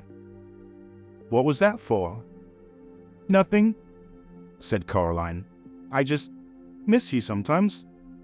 That's all." "Oh, good," he said. He put the computer to sleep, stood up, and then for no reason at all he picked Coraline up, which he'd not done for such a long time, not since he'd started pointing out to her she was much too old to be carried. And he carried her into the kitchen.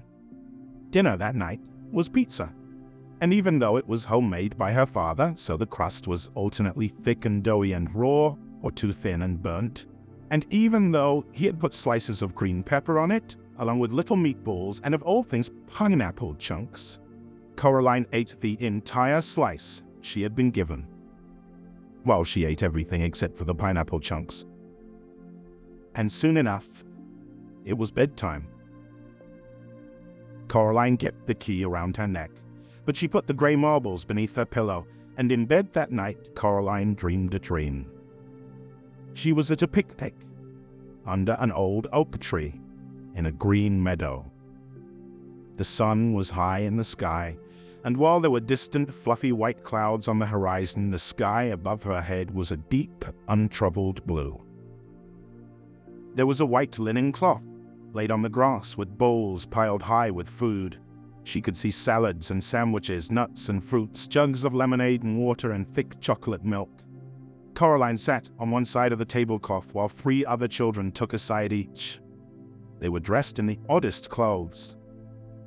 The smallest of them, sitting on Coraline's left, was a boy, with red velvet knee breeches and a frilly white shirt. His face was dirty, and he was piling his plate high with boiled new potatoes and with what looked like cold, whole, cooked trout. "This is the finest of picnics, lady," he said to her. "Yes," said Coraline. "I think it is. I wonder who organized it." "Why, I rather think you did, miss," said a tall girl sitting opposite Coraline. She wore a brown, rather shapeless dress and had a brown bonnet on her head which tied beneath her chin.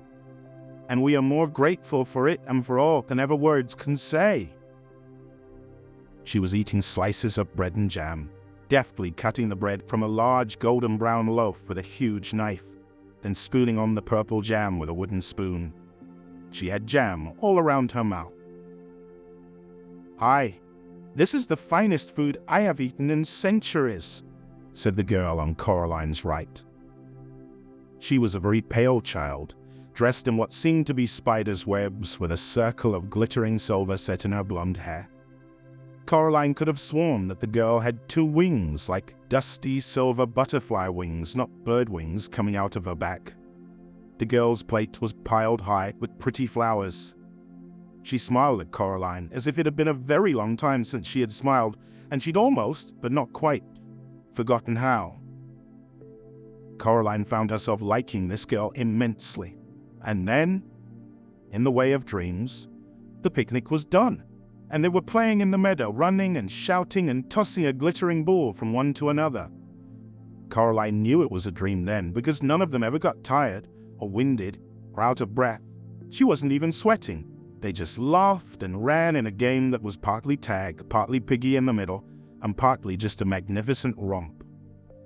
3 of them ran along the ground while the pale girl fluttered a little over their heads, swooping down on butterfly wings to grab the ball and swing up again into the sky before she tossed the ball to one of the other children. And then, without a word about it being spoken, the game was done, and the 4 of them went back to the picnic cloth where the previous food had been cleared away, and there were 4 bowls waiting for them, 3 of ice cream, 1 of honeysuckle flowers, piled high. They ate with relish. "Thank you for coming to my party," said Coraline. "If it is mine." "The pleasure is ours, Coraline Jones," said the winged girl, nibbling another honeysuckle blossom. "If there were but something we could do for you, to thank you, and to reward you." "Aye," said the boy with the red velvet breeches and the dirty face. He put out his hand and held Coraline's hand with his own. It was warm now. "It's a very fine thing you did for us, miss," said the tall girl. She now had a smear of chocolate ice cream all around her lips. "I'm just pleased it's all over," said Coraline. Was it her imagination, or did a shadow cross the faces of the other children at the picnic? The winged girl, the circlet in her hair glittering like a star, rested her fingers for a moment on the back of Coraline's hand. "It is over and done with for us," she said. "This is our staging post. From here we 3 will set out for uncharted lands, and what comes after no one alive can say." She stopped talking. "There's a but, isn't there?" said Coraline. "I can feel it, like a rain cloud." The boy on her left tried to smile bravely, but his lower lip began to tremble and he bit it with his upper lip and said nothing. The girl in the brown bonnet shifted uncomfortably and said, "Yes, miss." "But I got you 3 back," said Coraline. "I got Mum and Dad back. I shut the door. I locked it. What more was I meant to do?" The boy squeezed Coraline's hand with his. She found herself remembering when it had been she trying to reassure him, when he was little more than a cold memory in the darkness. "Well, can't you give me a clue?" asked Coraline. "Isn't there something you can tell me?" "The beldam swore by her good right hand," said the tall girl. "But she lied." "My governess," said the boy, "used to say that nobody is ever given more to shoulder than he or she can bear." He shrugged as he said this, as if he had not yet made his own mind up whether or not it was true. "We wish you luck," said the winged girl. "Good fortune and wisdom and courage. Although you have already shown that you have all three of these blessings, and in abundance." "She hates you," blurted out the boy. "She hasn't lost anything for so long. Be wise. Be brave. Be tricky." "But it's not fair," said Coraline in her dream angrily. "It's just not fair. It should be over." The boy with the dirty face stood up and hugged Coraline tightly. "Take comfort in this," he whispered. "Thou'rt alive. Thou livest." And in her dream, Coraline saw that the sun had set and the stars were twinkling in the darkening sky. Coraline stood in the meadow, and she watched as the three children, two of them walking, one flying, went away from her across the grass, silver in the light of the huge moon. The three of them came to a small wooden bridge over a stream. They stopped there and turned and waved, and Coraline waved back. And what came after was darkness. Coraline woke in the early hours of the morning, convinced she had heard something moving, but unsure what it was. She waited. Something made a rustling noise outside her bedroom door. She wondered if it was a rat. The door rattled. Coraline clambered out of bed. "Go away," said Coraline sharply. "Go away or you'll be sorry." There was a pause. Then the whatever it was scuttled away down the hall. There was something odd and irregular about its footsteps, if they were footsteps. Coraline found herself wondering if it was perhaps a rat with an extra leg. "It isn't over, is it?" she said to herself. Then she opened the bedroom door. The grey, pre-dawn light showed her the whole of the corridor completely deserted.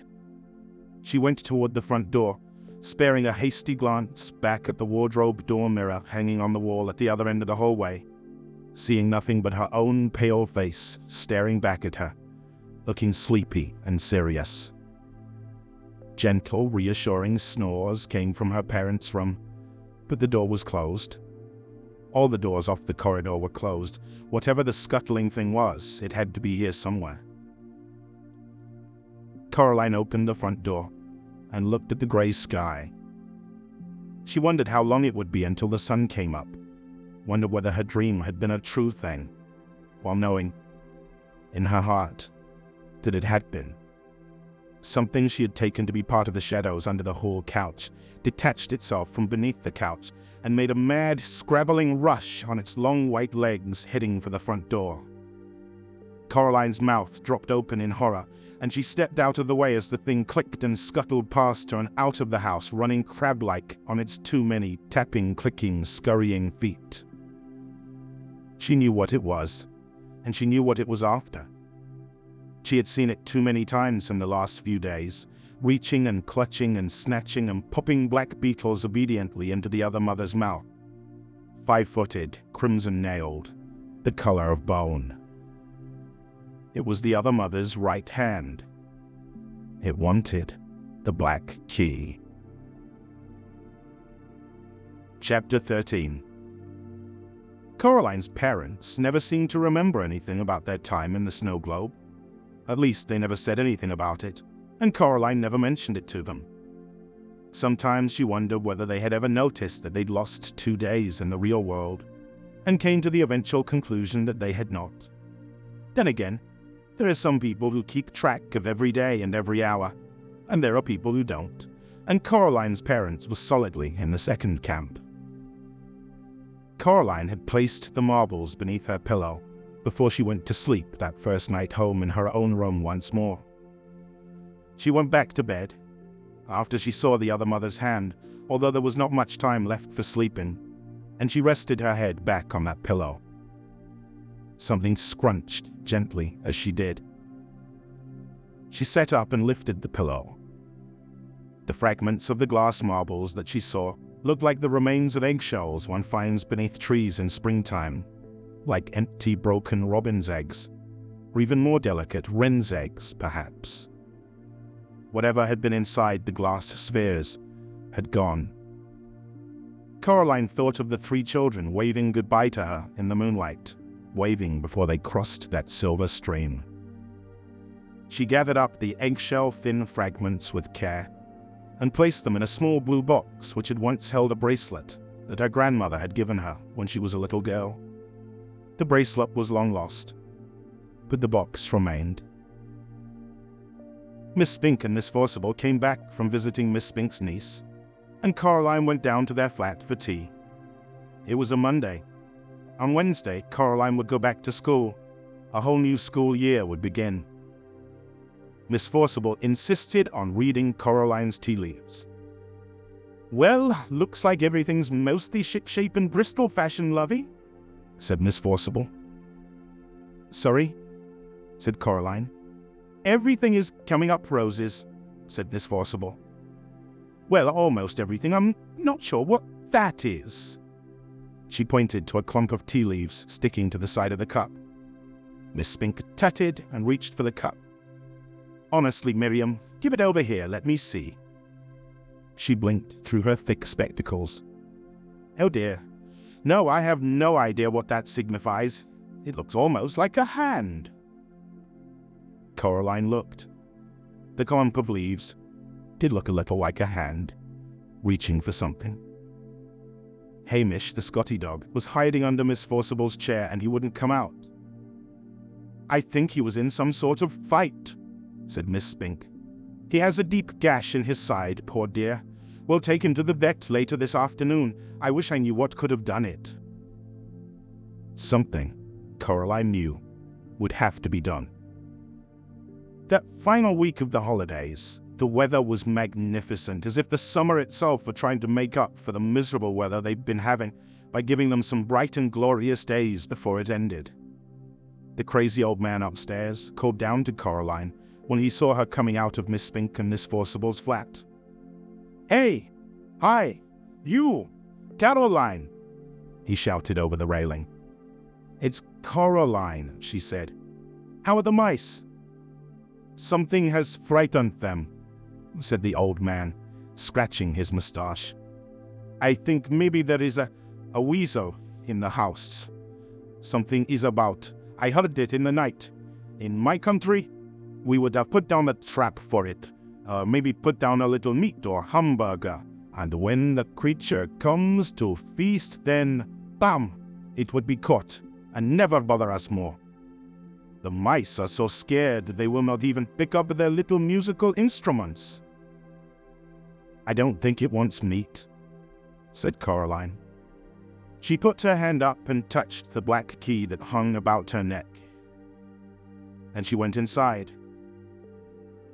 She bathed herself and kept the key around her neck the whole time she was in the bath. She never took it off anymore. Something scratched at her bedroom window after she went to bed. Coraline was almost asleep, but she slipped out of her bed and pulled open the curtains. A white hand with crimson fingernails leapt from the window ledge onto a drain pipe and was immediately out of sight. There were deep gouges in the glass on the other side of the window. Coraline slept uneasily that night, waking from time to time to plot and plan and ponder, and falling back into sleep, never quite certain where her pondering ended and the dream began, one ear always open for the sound of something scratching at her window pane or at her bedroom door. In the morning, Coraline said to her mother, "I'm going to have a picnic with my dolls today. Can I borrow a sheet? An old one you don't need any longer. As a tablecloth." "I don't think we have one of those," said her mother. She opened the kitchen drawer that held the napkins and the tablecloths, and she prodded about in it. "Hold on, will this do?" It was a folded-up, disposable paper tablecloth covered with red flowers, left over from some picnic they'd been on several years before. "That's perfect," said Coraline. "I didn't think you played with your dolls anymore," said Mrs. Jones. "I don't," admitted Coraline. "They're protective coloration." "Well, be back in time for lunch," said her mother. "Have a good time." Coraline filled a cardboard box with dolls, and with several plastic dolls' teacups. She filled a jug with water. Then she went outside. She walked down to the road, just as if she were going to the shops. Before she reached the supermarket, she cut across a fence into some wasteland and along an old drive. Then she crawled under a hedge. She had to go under the hedge in 2 journeys in order not to spill the water from the jug. It was a long, roundabout journey, but at the end of it, Coraline was satisfied that she had not been followed. She came out behind the dilapidated old tennis court. She crossed over it to the meadow where the long grass swayed. She found the planks on the edge of the meadow. They were astonishingly heavy, almost too heavy for a girl to lift, even using all her strength. But she managed. She didn't have any choice. She pulled the planks out of the way one by one, grunting and sweating with the effort, revealing a deep, round, brick-lined hole in the ground. It smelled of damp and the dark. The bricks were greenish and slippery. She spread out the tablecloth and laid it carefully over the top of the well. She put a plastic doll's cup every foot or so at the edge of the well, and she weighed each cup down with water from the jug. She put a doll in the grass beside each cup, making it look as much like a doll's tea party as she could. Then she retraced her steps back under the hedge, along the dusty yellow drive, around the back of the shops, back to her house. She reached up and took the key from around her neck. She dangled it from the string as if the key were just something she liked to play with. And she knocked on the door of Miss Spink and Miss Forcible's flat. Miss Spink opened the door. "Hello, dear," she said. "I don't want to come in," said Coraline. "I just wanted to find out how Hamish was doing." Miss Spink sighed. "The vet says that Hamish is a brave little soldier," she said. "Luckily, the cat doesn't seem to be infected. We cannot imagine what could have done it. The vet says some animal, he thinks, but has no idea what. Mr. Bobo says he thinks it might have been a weasel." "Mr. Bobo?" "The man in the top flat. Mr. Bobo. Fine old circus family, I believe. Romanian or Slovenian or Livonian or one of those countries. Bless me, I can never remember them anymore." It had never occurred to Coraline that the crazy old man upstairs actually had a name. She realized if she'd known his name were Mr. Bobo, she would have said it every chance she got. How often do you get to say a name like Mr. Bobo aloud? "Oh," said Coraline, aloud, to Miss Spink. "Mr. Bobo. Right. Well," she said a little louder, "I'm going to go and play with my dolls now over by the old tennis courts round the back." "That's nice, dear," said Miss Spink, and then she added confidentially, "Make sure you keep an eye out for the old well. Mr. Lovett, who was here before your time, said that he thought it might go down for half a mile or more." Coraline hoped that the hand had not heard this last, and she changed the subject. "This key," said Coraline loudly. "Oh, it's just some old key from our house. It's part of my game. That's why I'm carrying it around with me on this piece of string. Well, goodbye now." "What an extraordinary child," said Miss Spink to herself as she closed the door. Coraline ambled toward the old tennis courts, dangling and swinging the black key on its piece of string as she walked. Several times she thought she saw something the color of bone in the undergrowth. It was keeping pace with her about 30 feet away. She tried to whistle, but nothing happened. So she sang out loud instead, a song her father had made up for her when she was a little baby, and which had always made her laugh. It went, "Oh, my twitchy witchy girl, I think you are so nice. I give you bowls of porridge and I give you bowls of ice cream. I give you lots of kisses and I give you lots of hugs. But I never give you sandwiches with bugs in.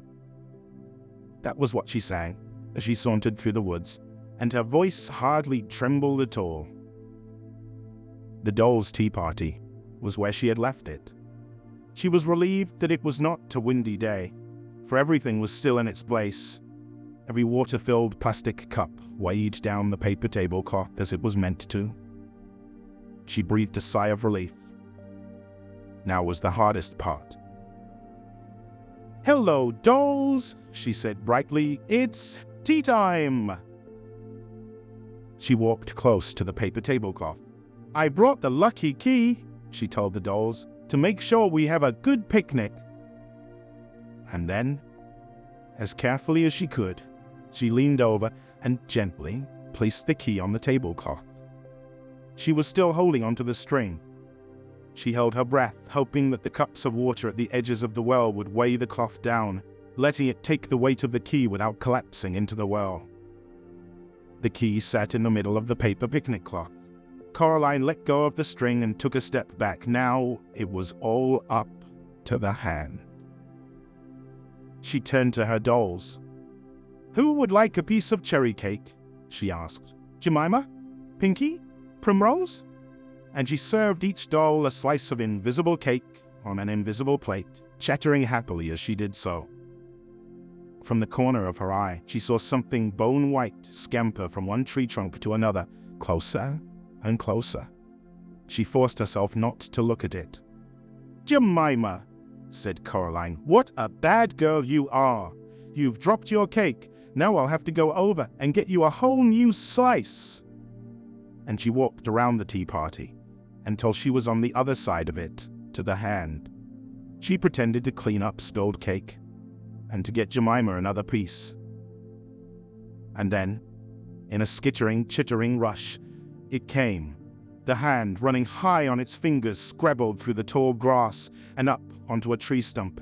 It stood there for a moment like a crab tasting the air, and then it made one triumphant nail-clacking leap onto the center of the paper tablecloth.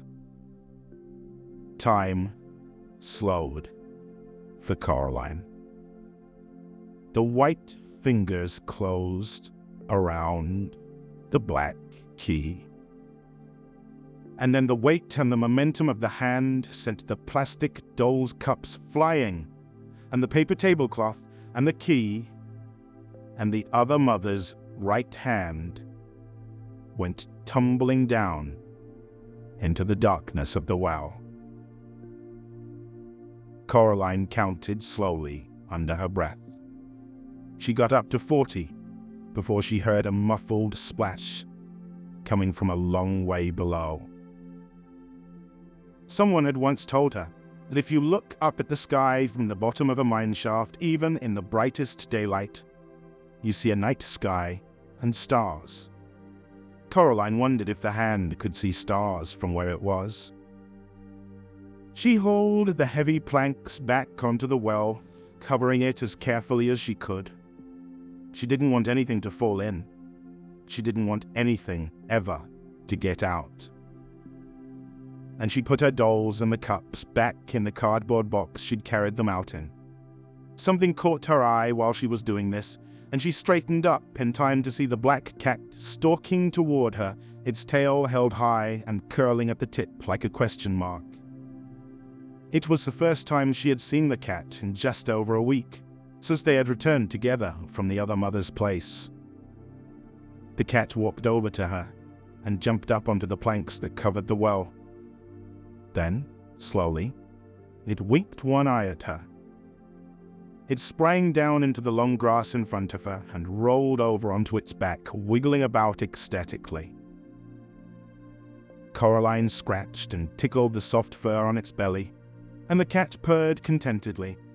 When it had had enough, it rolled over onto its front once more and walked back toward the tennis courts like a tiny patch of midnight in the midday sun.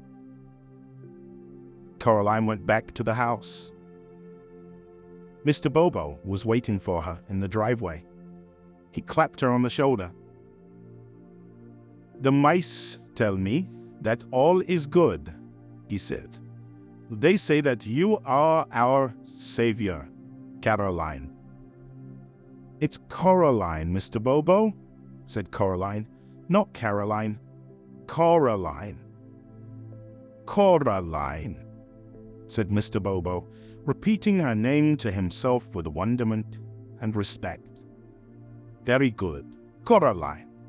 The mice say that I must tell you that as soon as they are ready to perform in public, you will come up to watch them as the first audience of all.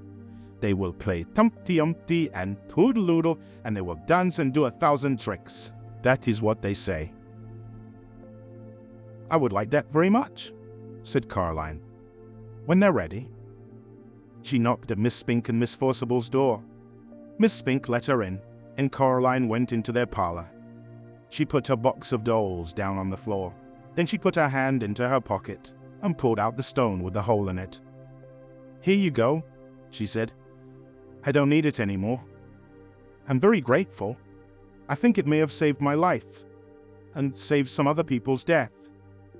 She gave them both tight hugs, although her arms barely stretched around Miss Spink, and Miss Forcible smelled like the raw garlic she had been cutting. Then Coraline picked up her box of dolls and went out. "What an extraordinary child," said Miss Spink. No one had hugged her like that since she had retired from the theater. That night, Coraline lay in bed, all bathed, teeth cleaned, with her eyes open, staring up at the ceiling. It was warm enough that, now the hand was gone, she'd opened her bedroom window wide. She'd insisted to her father that the curtains not be entirely closed. Her new school clothes were laid out carefully on her chair for her to put on when she woke. Normally, on the night before the first day of term, Coraline was apprehensive and nervous. But, she realized, there was nothing left about school that could scare her anymore.